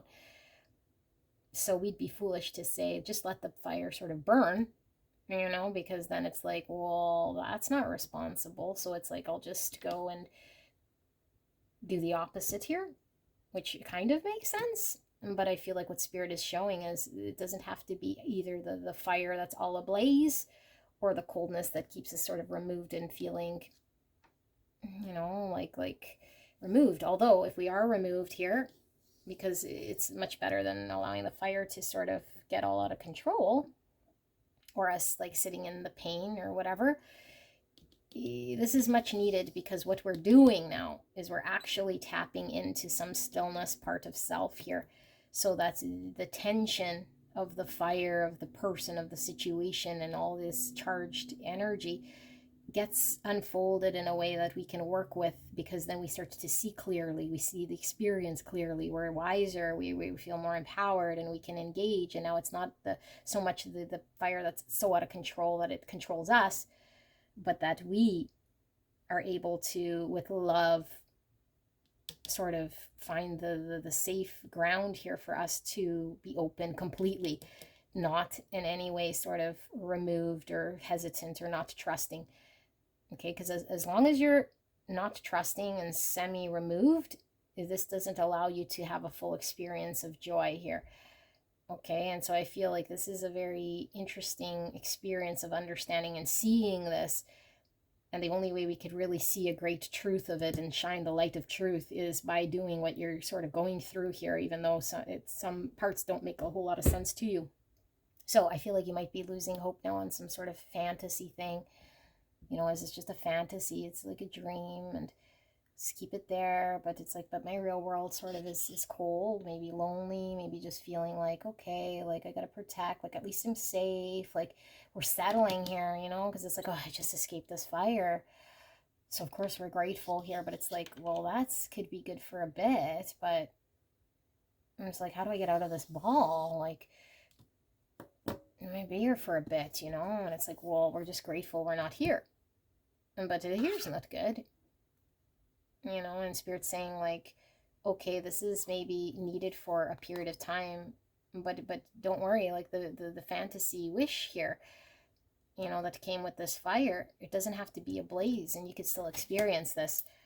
And this is what you're learning, because right now I think you're unfulfilled, you know, and it's because you feel like maybe it's this or that, and it's like, I can't be here, so I got to be here, but it's like unfulfilling. But we still have some sort of defense here, you know, boundary that keeps things unfulfilled. And so we're healing something and seeing through something because of this experience of the fire we have, or that situation that was out of hand, or that we're really fired up by. Because I feel like there's something that really gets you sort of going, you know, like you're really feeling passionately pulled to whatever this is, this person, this situation. Okay, so it's like, because I can't engage here, I'm just so unfulfilled. Like, ugh, like, you know, I'm so Spirit's saying, well, this is happening. We're learning through this. We're getting empowered. And we're learning about the masks we wear. Okay, because I feel like the reason why these two sort of energies are happening with us, or to us, or through us, is because of who you are today, which is still sort of this masked person, you know, that you're having to unmask throughout this experience, so the truest self of you could pull through here. And there's a lot of emphasis here on the intention, because I feel like your intention is really still base level, if I have to be completely honest. Like, there was this passion, this fire, it was out of control, and so my intention is just for safety. Like, okay, but there's so much more here that we're needing to learn. Like, you know, when we learn the lesson and get empowered to say, okay, how can I engage with a fire that's raging and still be able to have joy here, and not to be so triggered maybe by the emotion, or pulled under the sea of emotion here, and or caught in the fire. Like, there's a balance here, like we have to learn, you know, and this takes time. And it's not that you might have done anything wrong. Maybe it's the first time you've ever experienced something so intense and deep. It's so intense and deep that I have to, oh, you know, but dreaming of it is safe, you know, dreaming of it is safe. But it's like, oh, this is not really fulfilling, because a dream, sure, like, it's good to have some sort of vision of something, but unless we can truly experience it, you know. But I feel like it's not safe for you to experience it. I think you're going to see the truth with this solar eclipse, like the truth here, you know. So I feel like this, what you're experiencing, and you might have been there for a bit, is the slowdown, is the reflection, is the really tapping into the experience, so that we can understand what is a blaze, what is danger, what is deep emotion, how can I connect without the trigger, you know. Because I feel there's a bond here with people, or a person, or a situation that runs very, very, very deep here. And it's like, look at both their eyes are closed here, so it's like a blind trust of knowing between you and connecting with another. Okay, but I feel like there was a lot of clashing, and when we clash, we don't know any other way to be here. So express your driving passion. Sensual and sexual powers are increased. I feel like the fire here is one that's needing to be experienced, but in a way that allows you to navigate here without, I don't know, like feeling like you must rush away in some way here, because it's too intense, or it's too, yeah, too intense, you know. So I feel like you're feeling stressed out, because it's like it's either too intense here and this conflict has happened, or it's like never going to happen and it stays in this dream state.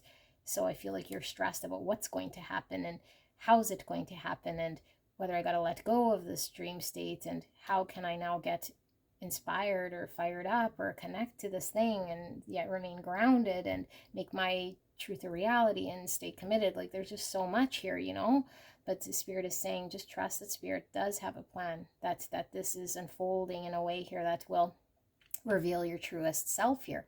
But we always got to take it back to our intention, and our attention has to go back to, is this for the best, purest state of my well-being, of love, you know, love for myself, love for another, like purest, truest state? Or am I being ingenuine to myself because I'm too fearful or too intense or don't want to look or getting triggered or angry. Because that intention, okay, when we're acting out of that, that's a reaction sort of trigger. That's not the best intention. So now we're masked up, we're protecting, and we're sort of in an energy that's not really authentically us.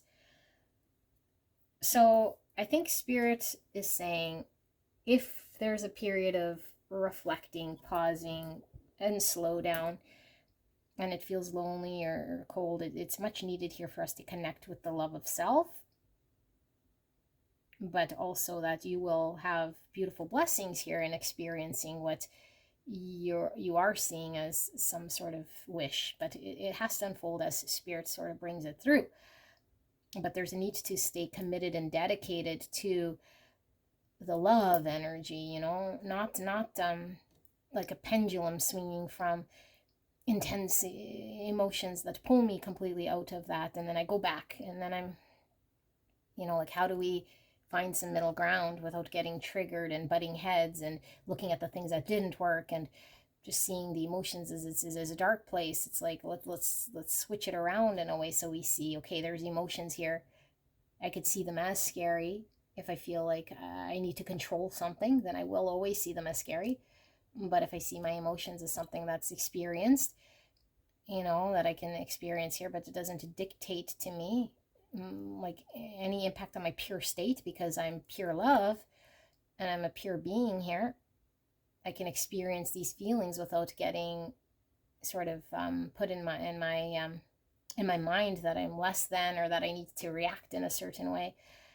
It's just a thing that's happening, you know. I'm experiencing pain, or I'm experiencing joy, or I'm experiencing something here, and we don't identify with that so much so that it dictates our sort of state, you know. It's hard to do when we're really pulled by something. So you're allowing a situation, a person, or circumstance dictate your pendulum swing. And I feel like it's right now you might be in a state of unfulfillment. It's like, I'm unfulfilled here, but if I do want to get fulfilled, that means I got to deal with the intensity in this person and this irritation and dive into emotions that don't feel comfortable. And it's scary because what's in there is always sort of this shadow self of this person or myself that comes out. So I'm not experiencing the joy, you know. And Spirit says, no, you're not experiencing the joy, you know. But it's not because of your set of circumstances, it's because of what's going on within you. You're still masked up here. You're still driven by the set of circumstances rather than being led by the pure state of who you are in love. So you got to connect to that, and that's why you're in timeout or retreat or pause. You're slowing down. You're popping your own sort of landing here. You're getting in your own way. Okay, and we might be attributing that to that person, that situation is out of control, or this thing is leading me to feel this way, or do this, that, the other. No. Nobody can lead you to do this, that, and the other. Okay, unless you're really identified with that experience and that emotion, then it's going to dictate your state. But that's what you're learning. This can't dictate my state, because there is some sort of really beautiful bond here, okay, that you're working through. So I think we're needing to embrace rather than resist. And we don't need to swing on the pendulum so much. It's not a this or a that. Okay, so I feel like getting still and observing and allowing what's happening to sort of happen, but not identify or attach to it. Not let it dictate or self-worth or value or whatever story we feed to it. And we embrace that feeling in that situation as it is. It's unpleasant now. It might cause tension now, and that's okay. You know, that's okay, because I know Spirit has my back. I know Spirit is working through the situation to unfold something absolutely beautiful, where all that remains is pure love of self and this bond and this situation. But when I'm not in my best intention, because I'm acting out of this sort of energy that isn't really authentic here, it's protective energy, I feel, then we just keep perpetuating more of the unpleasant things. So Spirit, clear and concise message for the greatest and highest good of pile number 2. What is this solar eclipse energy bringing in for pile 2. What is shifting here energetically with this energy for pile number 2, spirits? Please protect me and the viewer as I channel this message for the greatest and highest good of pile 2. Thank you so much, pile 2, for allowing me to tap into your energy, the energy around you at this time. I'm so blessed. 4 Pentacles. Yeah, it's like, I'd rather play it safe, you know? This is rather play it safe card. So I'm really held back and scared to allow myself to experience Tower. So we experience the Tower, and I think there's fear, like, so we might have experienced a Tower in some point in time that's really dictating our now understanding of what we don't want to experience, you know? But the thing is that we're going to constantly see towers and experience towers in our world when we're constantly looking at that tower and seeing it as like, I'm going to take a chance on this person or this thing, you know, then we're going to keep experiencing the Tower. And so then we go back to never again, like we're held back here, never again, never again, never again, or I'll just stay here, I'll just stay here, protect myself. But it's like, those are not the only 2 options. It's like, it's how you are looking at this thing that's making it to the Tower. You know, like this is you taking cover here, I feel. This is an interesting energy. You know, look, the Emperor. The Emperor is about getting empowered and taking proper action and restoring some sort of order and authority. And you have agency over your own situation. I think you're giving a lot of power away to other people and situations here. They're really sort of dictating your energy. The Universe, this is the World card. Okay, so the World's all about closing cycles out, and the length of time. Could take quite some time to close something out here.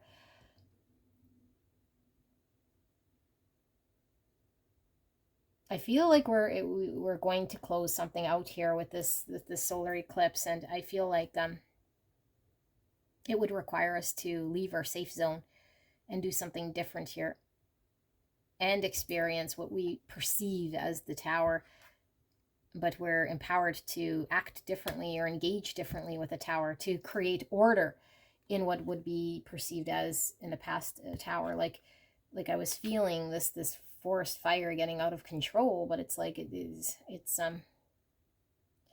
not really. Like, if we showed up as an Emperor, it's like this would be a blessing. Like, wow, this passion, you know, I don't see it as a forest fire that's going to like be so out of control because I have no agency over this, and so I just run, or I just, you know, but this Emperor knows how to engage with this because he has the ability to do so.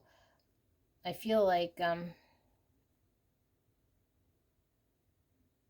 the fire is the Tower, you know, but it really isn't. If you come in Emperor energy, then it's not. It's just an experience.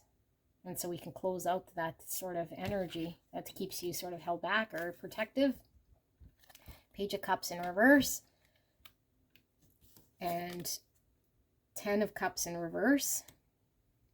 I feel like you do feel right now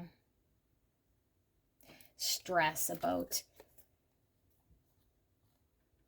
some potential of a situation here that I think speaks to you emotionally. It does feel very blocked here.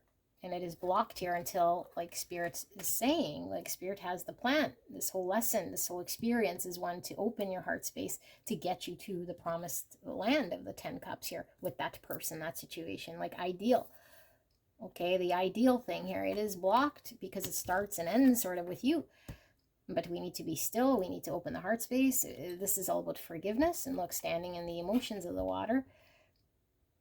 And that's what I was getting in the layout. It's like this one won't even touch it. It's all above, so I'm not even going to go there. And this one is like, when it's in the water, it's like this dark serpent that's like scary. So you're not going to go in there because of the dark serpent. You know, this one's like standing in there, like solid. I'm going to stand in my emotions and stand true with it, you know. and open my heart space here. I'm not going to run or see it as a tower situation. 5 Pentacles and 4 of Cups in reverse. I feel you're out in the cold right now, you know, and you might really, really feel as a result of other people and situations and circumstance, and Spirit is saying kind of, but it is the experience, but that experience is supposed to have you see things differently, because a lot of this was actually your involvement. Okay, because Spirit wants you to sort of shift out of an energy here that's led to you feeling out in the cold, that's led to you feeling you need to retreat because of how you engage with this and people in the situation. So yeah, like Spirit wants to get you out of feeling unfulfilled, because something's really unfulfilled right now emotionally for you. You're feeling hollow about it, you know. You're going to get out of it. So I also want to comment, because I remember seeing someone talking about, well, why is there always something I got to do? There's nothing you got to do at all.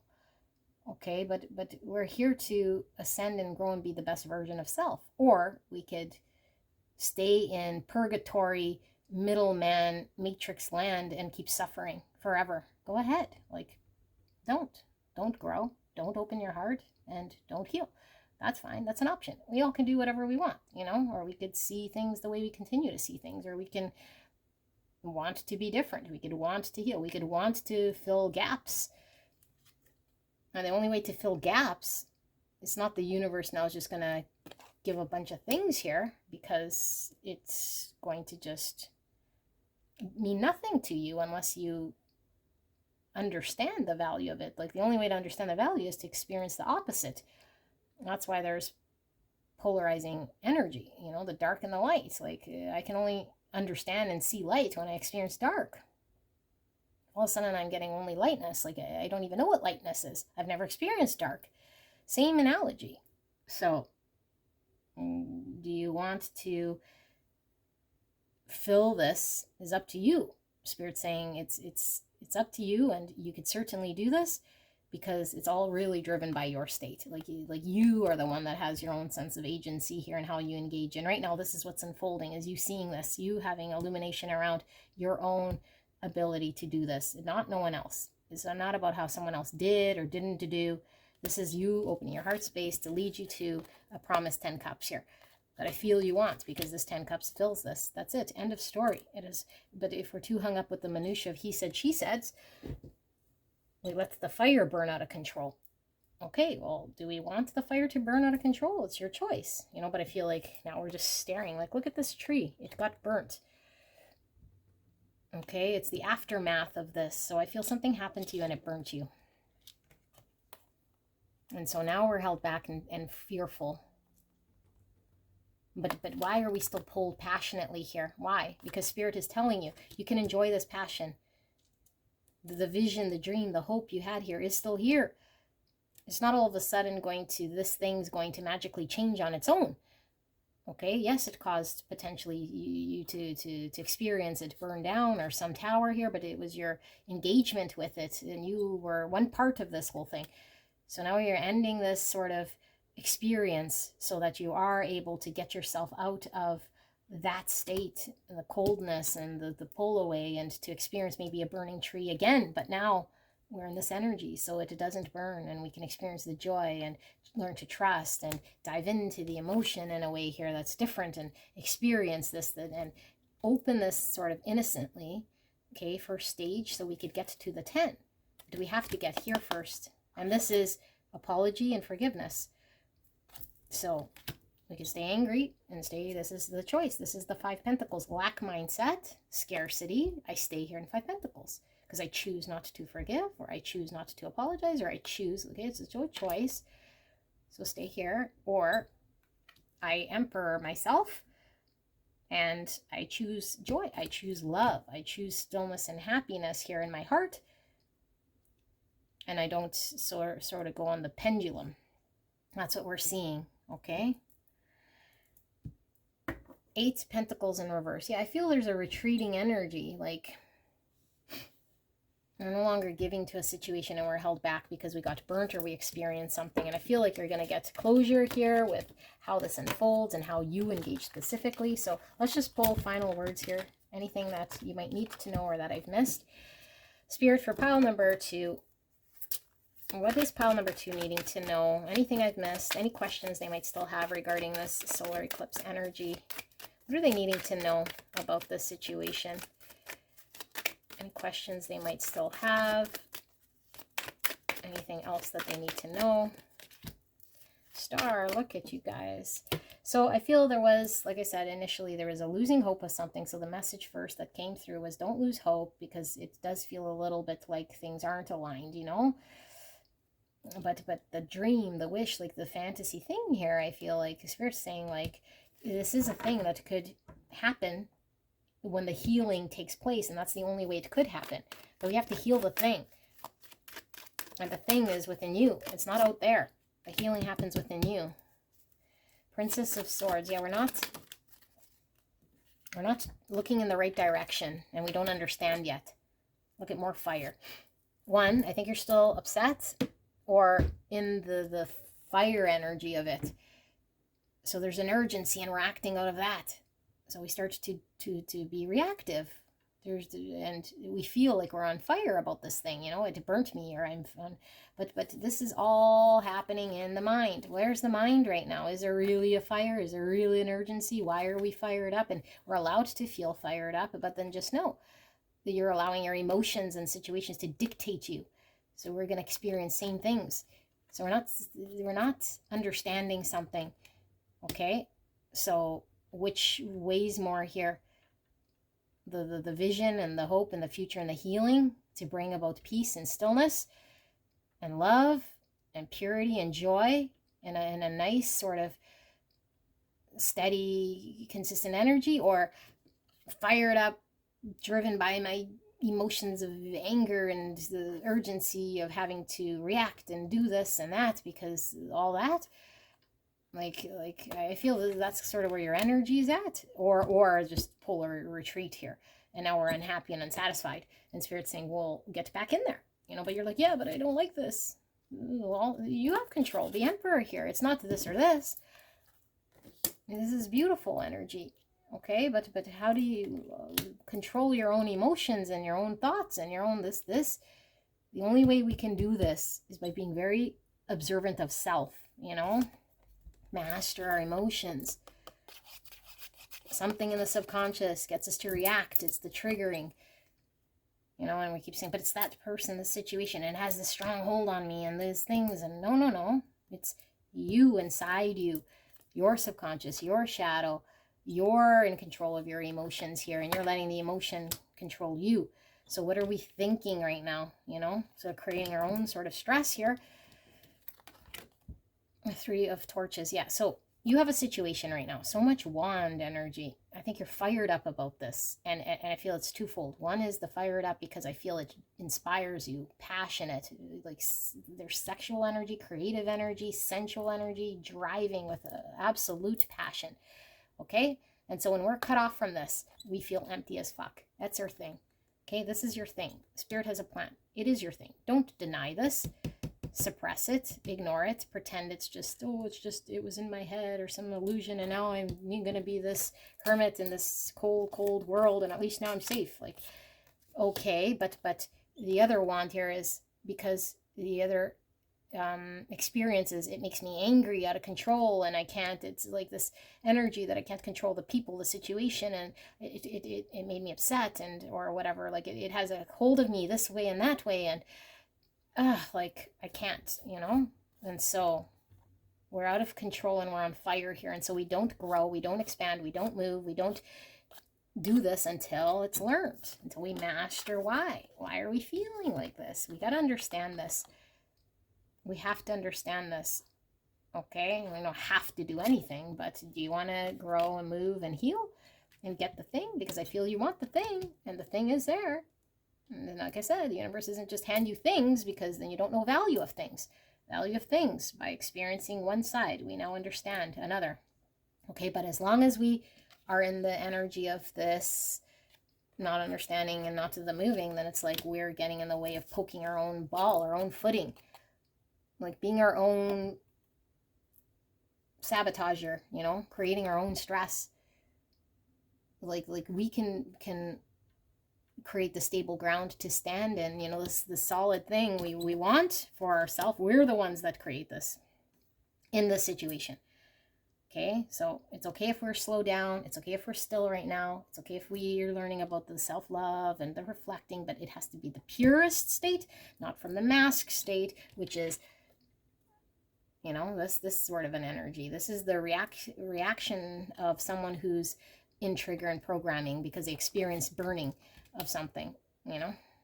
And so you have a situation that's stuck right now, and it's going to be stuck here.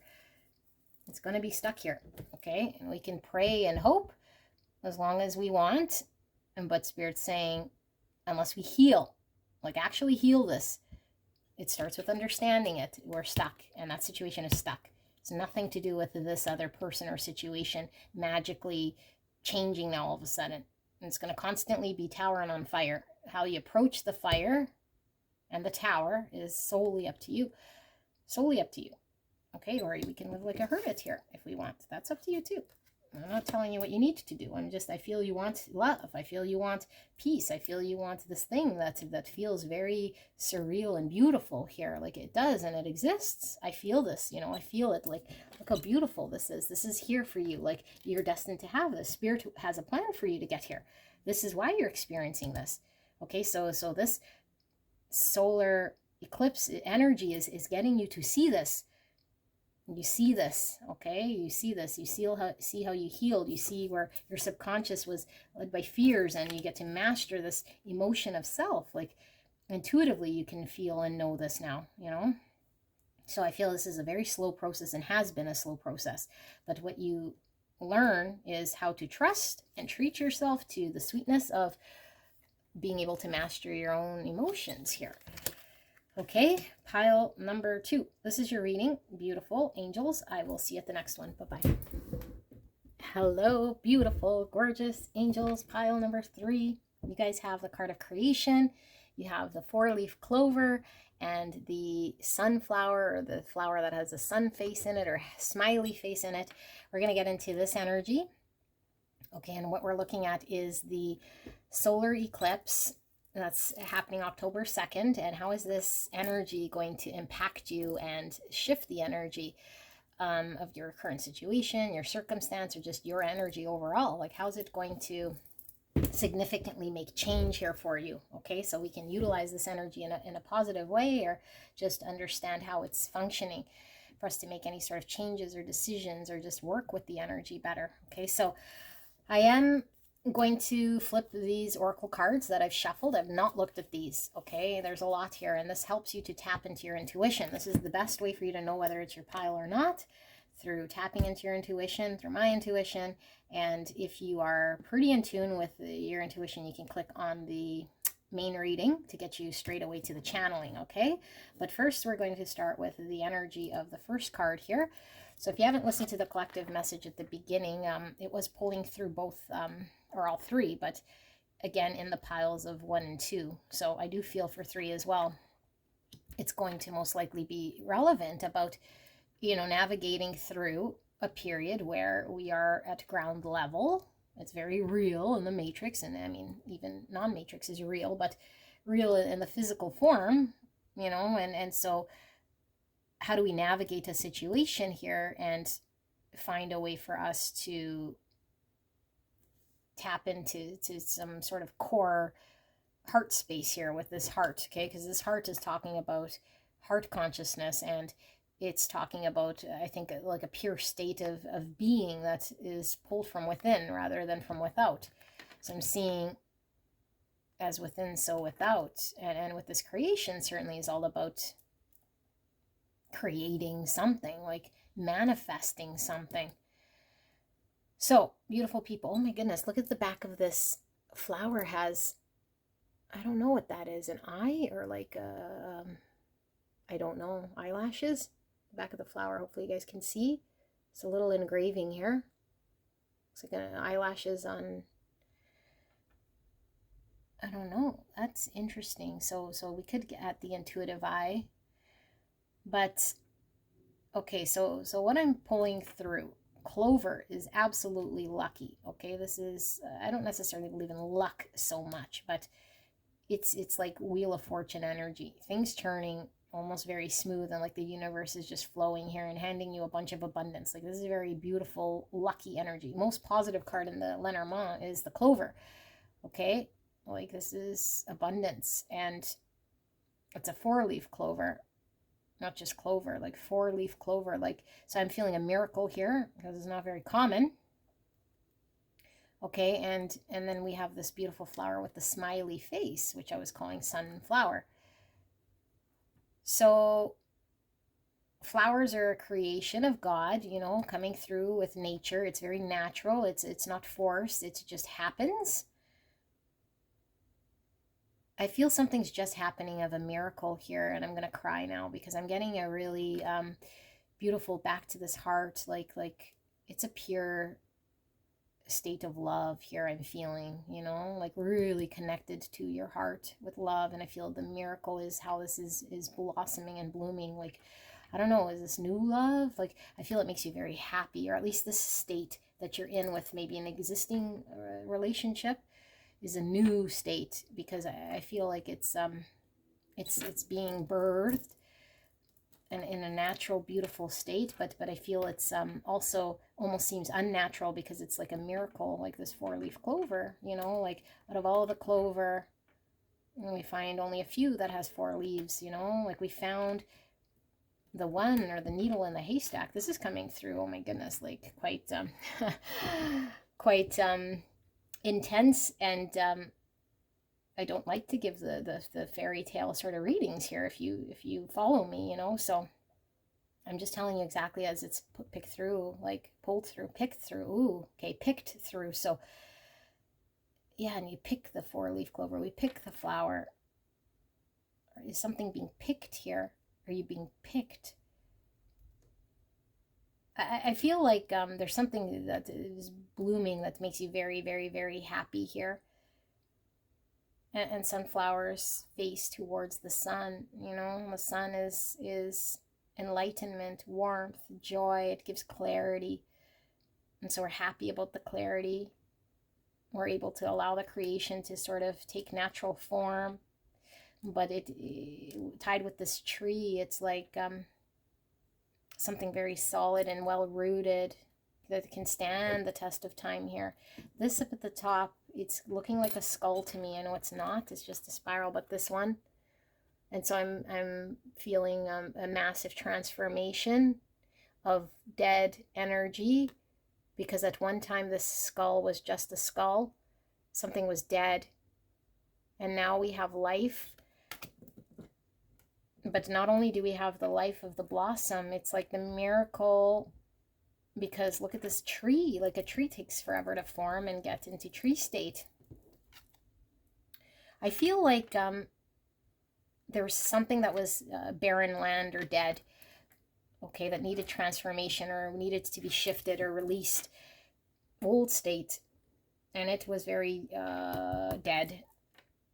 I feel like the miracle here is it is actually this beautiful tree blossoming, blooming. Okay, like love. And I feel it makes you very, very, very, very content here. Wow. Okay, let's see. What is this, beautiful people? Holy camole. You make me cry. I swear to God. Okay, surrender to what is. Flow with what is instead of fighting it. When you can't change a situation, compassionately accepting it exactly as it is will bring you peace. I feel like you're dealing with the state of the skull, having to accept some skull state. There's nothing there. There was no tree there. Okay, so let's see what's blossoming here. And the white dress is purity, freedom, acceptance in the state that's in. And look at the clouds, confusion. So there might have been a lot of not being able to see. So we have to accept that we can't see. And clouds can create like darkness in our day. So it's like, I don't want to accept darkness, but it's like I have to accept the deadness here. That there is no sun. But look, the sun is coming. Oh my goodness, the sun's coming. Okay, surrender to spirit. Once you've done everything you can to achieve a goal, turn the situation over to the divine and let spirit work its magic for you. This is giving me sunflower. It turns towards the sun, turns towards source, the divine. Okay, the sun being God. Sun being the creation. You've surrendered something here. Or someone that you're dealing with has surrendered. This ties back to yesterday's reading, pile number 1. Because there was a big message here of someone surrendering. Okay, so you could be dealing with somebody who is learning to surrender, or a situation that's being surrendered because people are learning to surrender to spirit in order for things to become clear and for things to be solid and grow here. Okay, wow. So like I always say this, I'm read energy. It could be you or someone you're dealing with. You'll have to determine who is what. Okay, relationships. I'm attracted to those people who serve my higher good. Again, the sunflower facing the sun. Facing what's true, you know, the relationship that brings happiness and truth. That's what I surrender to. I face it. I don't shy away from it. Attracted to those people who serve my higher good. Honesty. I can't always expect the truth from others, but I can expect it from myself. So I have to be one accountable for trusting my own actions, being honest with myself. And that only comes from a pure state. I can't lie. I have to surrender. Music. Your connection to music is healing for yourself and others. So I feel like this is the authentic state of playing our own music, expressing our own music, like being able to express ourself, our own beat of our own drum. You know, but we could definitely be tied to healing through music. Has been a way for many millennia where spirituality is really tapped into by singing and mantras, and there could be something about vibration right now that provides a lot of healing. Now this guy's playing a violin, so that might be significant for someone if you play a violin or a musical instrument here. The Grail Barrier, spiritual nourishment, 15. Or the number 6. Spiritual nourishment. Could be music is the spiritual nourishment. The soul is being fed. Just like the sun feeds the sunflower, like something's being fed here.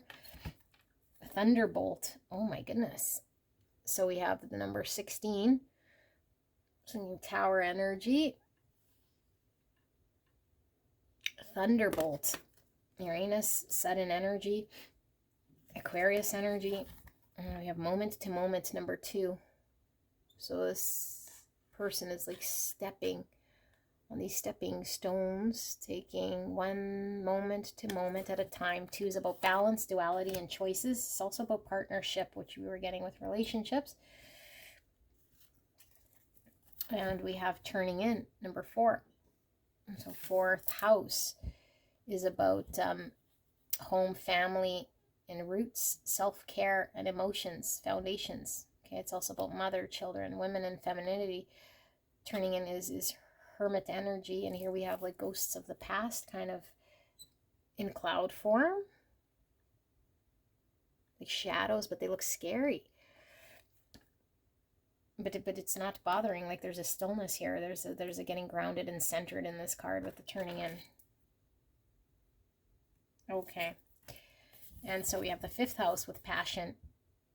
Yeah, 5th house is about romance, love, affairs, play, creativity, fertility. So creation energy pulling through. It's also about childlike spirit, joy, self-expression. It's about drama as well. Passion. It's like paintbrushes. So music, there's creativity pulling through here. Very strong. Archangel Michael, trusting heaven.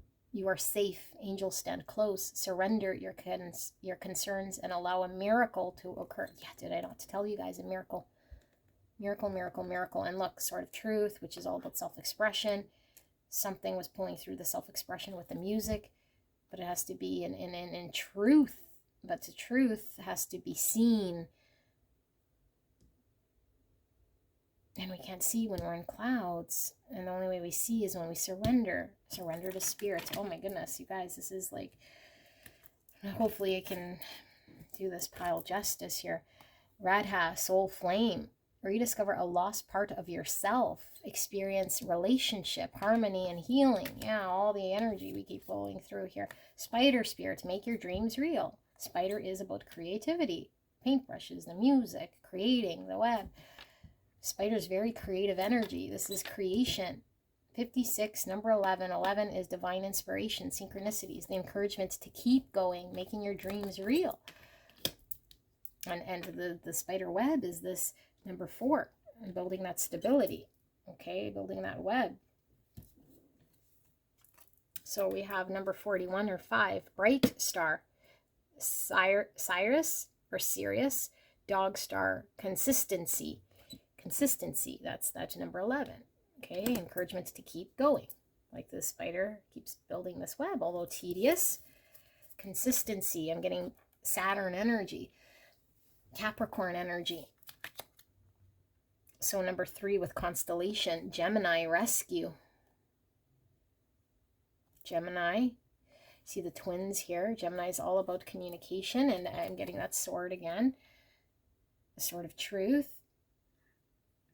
3 is all about growth, relationships, and the initial success. We have Venus, Mars with number 30. So Venus is the planet of love. It could be outside appearances here with Venus, okay, and Mars is about being empowered, taking action. Mars is Aries and Scorpio energy, divine masculine energy. So we have peace. So another white dress, well, kind of white and pink. Maybe it's more pink here than white, but we see the two doves. Oh my God, doves are about peace. We see the 2 swans. Swans are about love. And when I see 2 swans, for me, it always comes through as twin flames with the swans, because the swan signifies love, and the 2 swans are the twin flames. We see the twins here, and we have the soul flame. Some of you guys might be connecting with this, okay? I'm seeing clouds again, which is tapping into this fusing energy here, and these swans are floating in the clouds, not in the water. And we have a balloon in the distance, a white balloon, ascension, but seeing something now above the clouds. And this swing is still, it's not swinging like the pendulum. So when we're still, we're more centered. The pink's all about self-love as well, and love in general. So intention with 2. 2 was balance, duality, choices. Okay. And we have unicorn, purity. Okay, back to this, you know, like the 4-leaf clover is very unique because the clover comes through with 3 generally. And so the miracle here is the unicorn, like once in a lifetime. Purity with the white dress again, pulling through. The white hair, the white balloon. Purity, 45 and 11. Now we have 1111. Again, the twin flames pulling through, because that is my twin flame number, the 1111. Divine inspiration, synchronicity, and then encouragement to keep going. Alrighty. Oh my goodness. This is 9. Why am I seeing 11? Can I count? I'm seeing the 4 wands, and I'm seeing the number 11. But this is 9, and 9 is about fruition, completion, and fulfillment. It's also hermit energy, which is about introspection, getting clear about something confusing, and pure state, one-of-a-kind energy. Oh my goodness, that was interesting. I swear I saw 11. I can't count in my channeled state. Surrender. Yeah, the surrender again. Yesterday's pile 1 reading, surrender. It's pulling through surrender. Look at this beautiful tree. It looks like a white tree too, you know, like, yeah, it's shaded, but like white. It's purity, peace, and action. So action comes through with Mars, divine masculine energy. We have more clouds. These clouds are dark, okay, could signify the storm, but we have the sun poking through, and then we have all this water energy, emotions fluctuating here. Okay, so let me sit with this energy for a little bit. You guys can certainly tap on the timestamp to take you to the channeling of the reading. Make sure I'm in frame. Yeah, okay. Just give me a minute.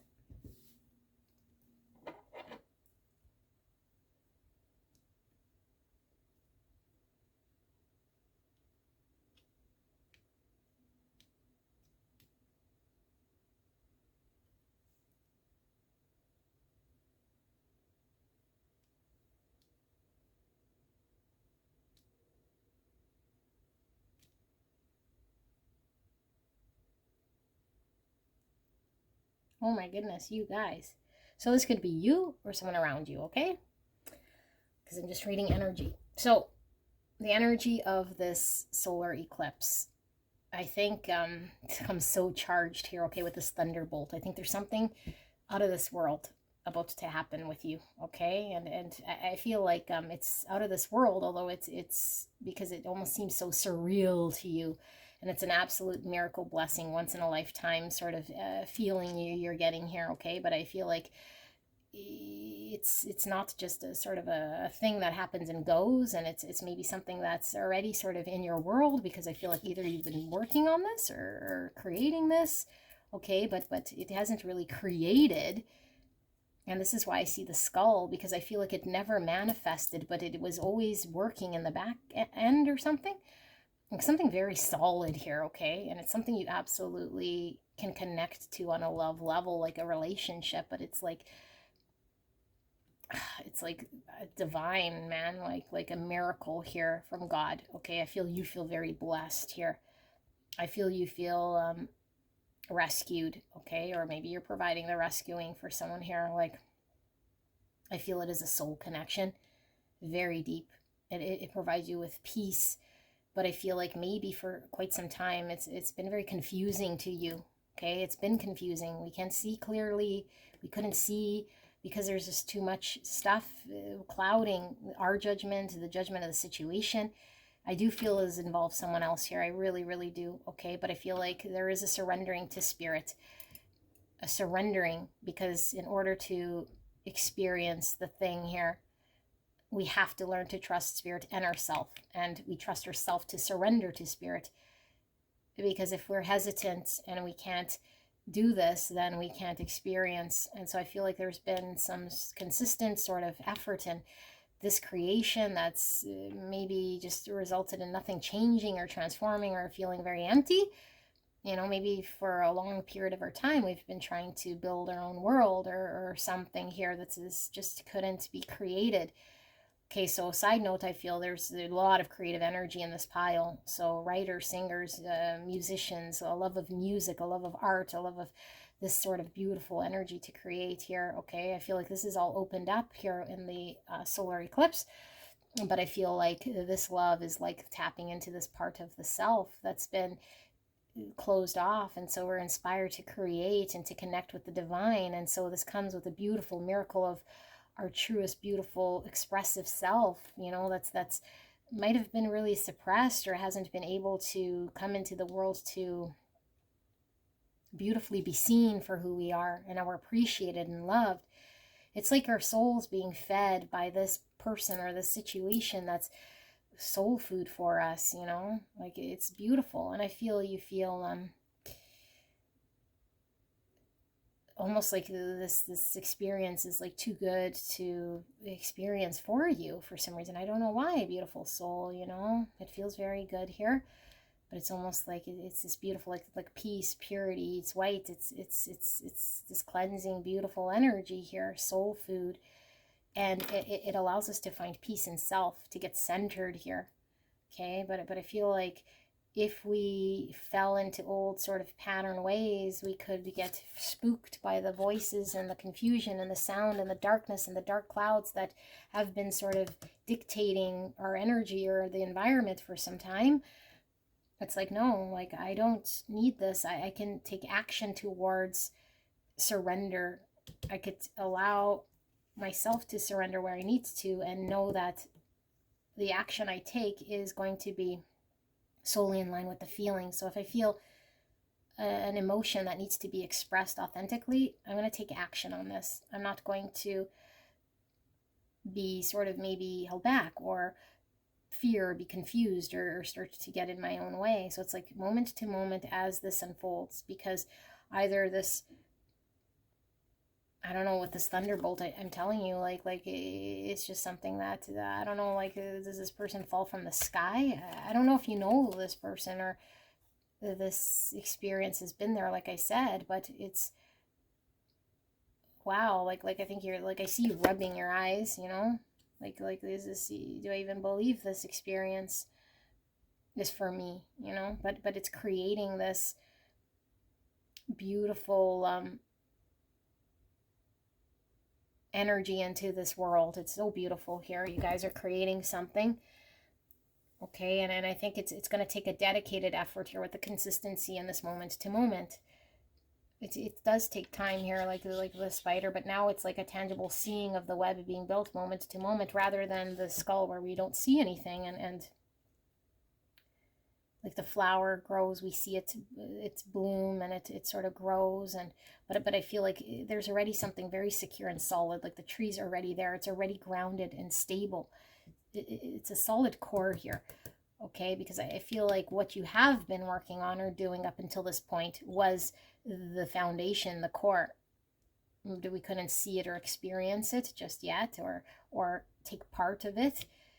And so now it's like, boom, thunderbolt, like there's the trees, like holy, like it didn't even, like it went from, like the miracle is it went from all this that was clouds and whatever to the trees there now, you know. But the tree now takes this effort still, and the consistency of moment to moment, and enjoying the states of the tree. Sometimes the tree has leaves, sometimes the tree needs to be tended to, you know, watered, sun. But I feel like we surrender now to the fact that the tree is just there. Like it's just inner presence, like given to us, like a beautiful blessing, miracle of God. Okay, and so I feel like you feel just beautiful radiant light to you, like the sunflower faces towards the light, like she's really being pulled, her energy, like enjoying this beautiful light energy that it's giving off, like this beautiful peace, enjoying like serenity, and feeling so peaceful and rising above where we might have been sort of stuck for some time, because I'm seeing mountain too. And when we were stuck, it seemed overwhelming or dark, like it wouldn't get better. The confusion or the uncertainty, you know, and overwhelming potential emotions that were trapped here. But I feel like it's now it's expressed, and up here it's like beautiful and peaceful and blissful. It almost seems dream states, like the swans floating in the clouds, you know, but the clouds are pink. The balloon is white. So it's real life. It's not a dream state. It's real life here. But I feel you feel very much rescued, you know, or like that rescued from that state, because I think that state was frustrating. So we're pulled to this person, this relationship, this situation, this state of being that maybe was very difficult for us to be in or experience, having to sort of always hone our own energy away from what might have experienced in the past, the voices, the dark clouds, and the confusion, by being very present with each step of this journey, of this navigation, you know, but feeling very connected to a gratitude of seeing a blessing of something here that I feel you feel is one of a kind of there for your taking. Like I said, plucking when I was putting these cards out. So I feel it's there for your taking, but it's there for you. And so now I'm being pulled back to this forest. It's like the forest in the collective energy I was tapped into was kind of feeling more like these clouds, you know. Sometimes they might have been just white and hazy, and we couldn't see clearly, and sometimes they were dark and stormy, and the emotions were trapped or overwhelming, and it could have been storm in any moment. We could maybe sometimes see sunlight, but we weren't sure in that forest. And now this forest energy is like magical, mystical. It's like, I feel I feel you feel like you're walking in a dream here, you know, but this unicorn's like navigating you through this beautiful forest. Now it's no longer scary. It's like welcoming, but in a mystical, magical way, because I feel like you still don't really know what there might be in the forest here, you know, and the forest representing like the journey, because I feel like there's so many beautiful things to be uncovered here. But now it's like, wow, now I'm like with this beautiful unicorn, or I have to ride this beautiful unicorn that I trust, because I feel there's a pureness and a innocence here that we can trust. And maybe it was difficult in the past to take action on this, but the thing coming through here too is, I think the only action we're really required to do here is to trust spirit and to surrender in ourself in this situation, you know, with this person or this experience, because I feel like we're gonna be guided here, but the guidance here is like, it's just kind of happening through us with this unicorn. I don't know what else to say, like a miracle. You know, we don't have to be totally like too concerned with the action we take, but I feel the consistency in your effort of the step by step, like moment to moment, because it's going to require you to be present with every single passing moment, because you're a part of this thing. Like, you're not passed over. You're experiencing this magic here. It's no longer just a state of within. It's like now on the outside. Because maybe it was like, I don't know, something you could experience with on the inside, but not on the outside. Purity, rescue. Wow. Okay, let's pull some tarot and see what more comes through. Okay, Spirit, clear and concise message for the greatest and highest good of pile number 3. I'm so sorry. Again, I was seeing 4 wands again. The 11. Wow, just keeps pulling through. So let's see, Spirit, clear and concise message for the greatest and highest good for pile 3. What are they needing to know about this solar eclipse energy? How is the energy shifting for them in this situation? Clear and concise message for the greatest and highest good of pile 3. Please protect me and the viewer as I channel this message. Thank you so much, pile 3, for allowing me to tap into your energy, the energy around you at this time. I'm so blessed to be here. Okay. 6 Pentacles. So we're being given a gift, a miracle here, I really feel. We're being given this gift, okay? So things could have been quite imbalanced. Maybe we felt like we were either giving to a situation, or it felt like it was something we couldn't give to, or we weren't receiving it. It was imbalanced. Okay? Giving, receiving, balance. Being gifted. Queen of Torches. Aries, Leo, Sagittarius energy. So I'm not sure if you're the Queen of Wands here, or if this is representing someone in your energy field, but the Queen of Wands is definitely could be the person we're really attracted to, or us in our full power of manifestation of what we want. Yeah, the fire is raging out here. Like, Page of Pentacles, there's the opportunity presenting itself very solidly, like this tree. Page of Pentacles, and the Empress in reverse, Taurus energy, and she's breastfeeding the baby. Okay, so the clouds were blocking, and again, this is really like, I feel like a love reading here, because I feel like there was a blocked ability to express either love, or express and show love, or give and receive love, be open to understanding or value. Like there's an opportunity here for this solid thing here, you know, but I feel like that was blocked. How can I give or receive this thing? Like, I don't know, either we weren't prepared, or it wasn't, like, if you guys have been like trying to manifest a relationship here, I feel like it's like it's already sort of manifested here, but you haven't been able to see it, receive it, or give to it just yet, because of the way the energy was.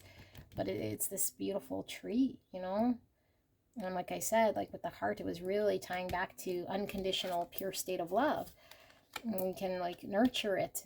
Maybe we couldn't nurture, like creation and the baby, like there's a block in us creating the thing, but it was already sort of there, but we couldn't nurture it, if that makes sense. The moon. So lots of clouds coming through, like I said. I think that was the biggest obstacle. There was clouds, meaning confusion or not seeing clearly, and it could have been because of fears. Okay, but fears sometimes could be blocks in when we have emotions that are sort of guiding us in a way here that is more stemmed out of fear and out of subconscious sort of darkness. Feminine energy, like the ability to receive and give love, could have been very blocked because of the trauma and the subconscious or the fear around this. So it stunted some opportunity. And look, she's in the forest. Forest energy keeps pulling through these 3 readings. You know, in the forest, like in the abundance of nature, and it's really how we take it. Like we could get completely lost, afraid, frightened, and start to see wild animals as threats, or we could see abundance and beautiful animals, and we could feel very protected and one with nature and know that the divine has our back and survive for a long time in nature, you know, like which is it? But we could be really led by the trauma and the fear if we don't know how to work with nature and give and receive and let the things flow because we feel blocked here. 2 cups, relationship, like I said, the balanced give and take now. We couldn't give, we couldn't receive, and now look, 2 people giving, receiving, balanced state, beautiful, expressing emotions, pouring from an open cup, you know, nice and open and flowing authentically. And look, hands touching, praying, blessing, miracle. Oh my goodness, you guys. Wow. 8 wands in reverse. I feel like a big block was an expression of a true state of authenticity that wouldn't allow there to be movement of a balanced give and take. But with all the wands, like this is fire energy, and I feel like things might have seemed at one point like backwards, like dead, you know, because 8 wands in reverse, like, or yeah, 8 wands in reverse, like it could almost seem like it wasn't going to happen, or like it was really stuck, and instead of forward, it's like it feels like I feel backwards about it, or it's not clear. And so this is why it's like almost like a miracle, like not only is it gonna move forward, like we have a tree established here already, and this is like quick energy, you know. Wow. And we have this I don't know, is that a sand plume in the background? Like, what is that thing in the background here? I'm being pulled to it. I don't know what it is. And they're in the stillness of the emotions here. Maybe you guys know what that sand plume can be. Like maybe there's a flurry, you know, like that's 8 wands again, like a flurry. When there's a lot of activity, it creates this sand plume that could be the confusion of the clouds, but it's more like we can't breathe in that sort of state, but it's off in the distance here.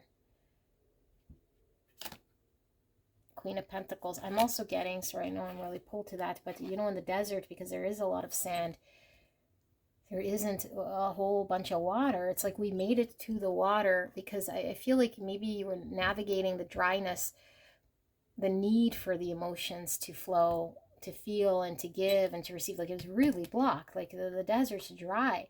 No emotion, no emotion. Like I can't flow it. And now look, 2 people in the emotions. And out of the deserty, sandy thing. Queen Pentacles, reliable energy. Okay, this is wife energy because it's an energy here that could be relied on to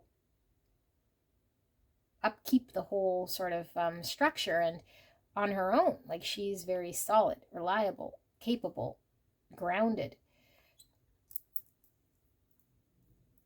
So you're either dealing with somebody here who is very much someone you could rely on, like very, very solid, capable energy. You feel very much like you could trust this person to be like, I don't know, mother energy, wife energy, like divine feminine, very strong and reliable energy. You know, like this is the opportunity here. And if this is you, it's like you're so grounded here in this experience. Like look in the forest again, like in the abundance.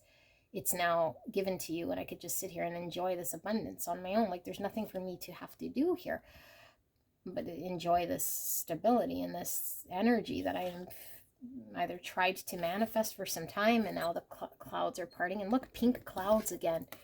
What are the chances of that, you guys? Wow, am I really blown away by these readings? Pink clouds. So pink for me is talking about self-love. Okay, virgin, love, pink, like femininity, soft. And the clouds is the confusion. I feel like, one, there was probably a lot of confusion around love. I feel like there was a lot of love, but I think the confusion was due to self-love. Like someone had to learn to surrender, you know, like surrender to the divine, learn about self-love. Look, these clouds are purple. Purple and pink. Very feminine here, but purple is the intuition. The moon is about the intuition, and look, this moon's crying and these clouds are crying. There's a lot of sadness around, I think, something to do with the emotions and inability to express, or to express or to give love. There could have been mother wounding, or just a lack of self-worth and self-worth.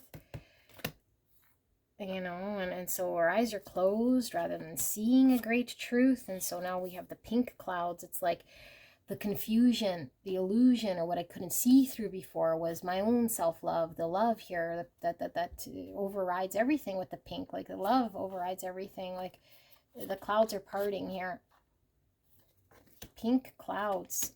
Oh, zers, cotton candy, sweetness, the universe in reverse, the world. So I was feeling from this, like you've been at something, consistency, like this is already sort of in your world, I feel, you know, but I feel like maybe you thought it was a part of your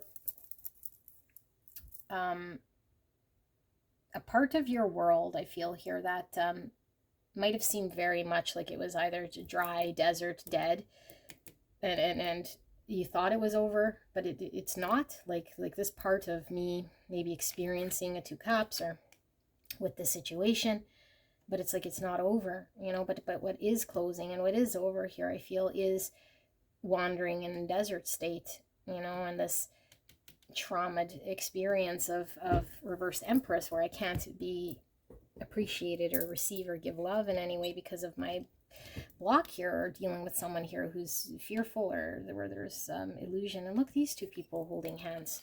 You guys, look at these two people, hands touching. Okay, wow. Okay, I do want to just pull 3 more here, see if I'm missing anything. I know this is very long. Okay, but this is a beautiful reading here. So Spirit, for beautiful pile number 3, the solar eclipse energy. It's all about this surrender and this beautiful love, you know, and this miracle beauty that's taking you on this sort of beautiful experience that's very balanced, give and take, building, creating this beautiful thing. Spirit, what am I missing here for pile 3? What do they need to know?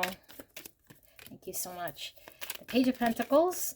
So there's that opportunity. That's also communication, innocent, with page energy, because it's youthful energy.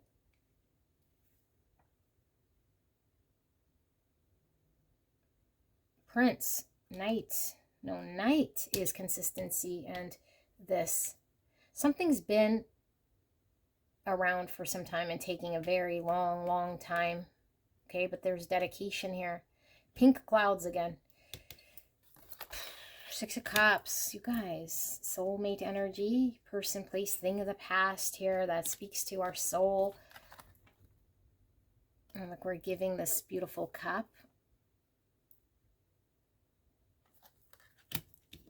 And 7 of Wands in reverse. And the bottom of the deck here is the Ace of Pentacles. And under that we have the Princess of Swords. This is the Page. This is the Knight. Okay, so you guys are having a new beginning here, but I feel it's happening in the real world. And look, this is in the forest. You've been navigating the forest of whatever, the navigation of forest of unpleasant trees, desert, unfulfilling things. But I feel like now in this physical world where we're having a new beginning of something we can see and touch and feel that's taken quite some time, you know, but it's the consistent effort in the building of the thing that has provided this beautiful tree. And now we're connecting to the heart space here because our emotions are able to experience this. You know, there's a lot of love here, recognition here. And I feel like it's the universe giving you abundance here in filling your emotional body and your soul. And wherever we were sort of feeling like we had to fight against the universe or out there, it's like we're no longer in fighting state. We've learned to surrender. That's what this is, okay? Surrender to spirit, surrender. Like, I don't need to fight no more. Like, I trusted. Like, this situation feels very pure. It feels very safe. It feels very, like a miracle to me and a blessing and true sort of,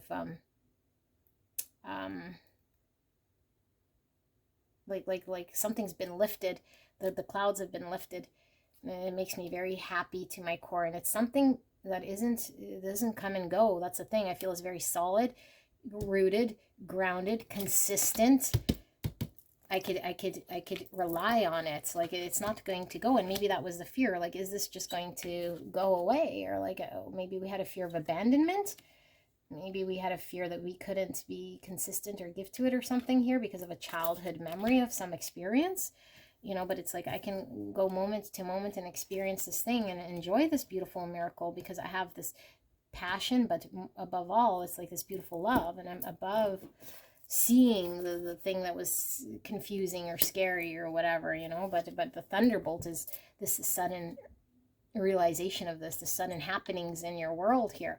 It's like Spirit is giving you this beautiful gift, spiritual nourishment. So let's finish off by reading this, because I am being pulled to read this, and then we'll just say this is it for the readings, which, wow, like, today's readings, I gotta tell you guys, are really intense, and, I don't know, like, am I supposed to do readings every day here? If they're this intense, I'm gonna burn out.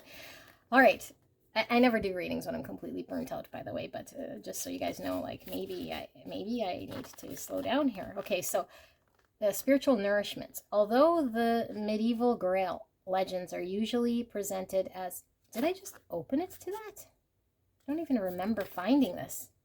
That's interesting. Okay. Although the medieval Grail legends are usually presented as centered around a heroic quest, women are central to Grail mythology. They're the bearers of the Grail and its messengers.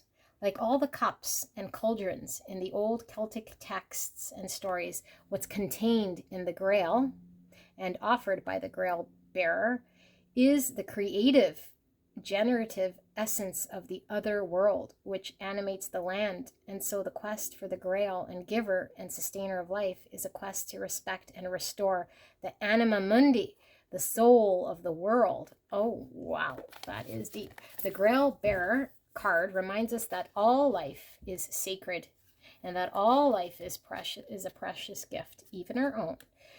We didn't come to this world to be alone, but to be a part of a community of humans, and other than humans, fully entangled in the web of life on this beautiful animate earth. Sorry. All of this life that we're a part of wants to be in a relationship with us.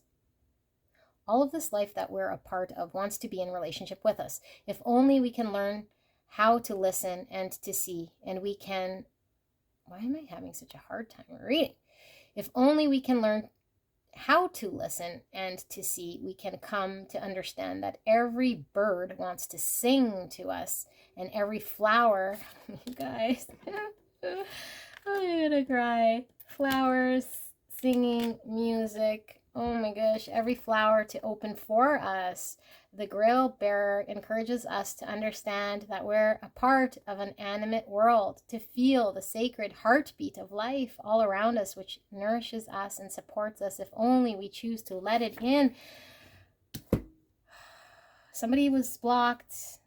Now surrendering and letting love in, and everything sings when you let love in. Everything sings, you guys, like everything. The birds sing, the trees sing, my heart sings. I'm so happy for you because you're open to this beautiful, beautiful thing, you know, like wow, and you feel so like it's a miracle blessing here. So it's feeding your soul, and when you feed your soul, you feed other people's soul here, okay? But I feel like you've been dedicated to trying to get to this place, you know, despite the confusion of the pink clouds here. It's like love is what guides you here, and it's beautiful. It's so beautiful and innocent, and you now can surrender completely to this, trusting, and this is where the magic is found. This is where the real abundance is happening here, okay, with the surrendering. So beautiful pile 3, I love you so much. This is the beautiful, beautiful reading for you, and I'll see you at the next one. Bye-bye.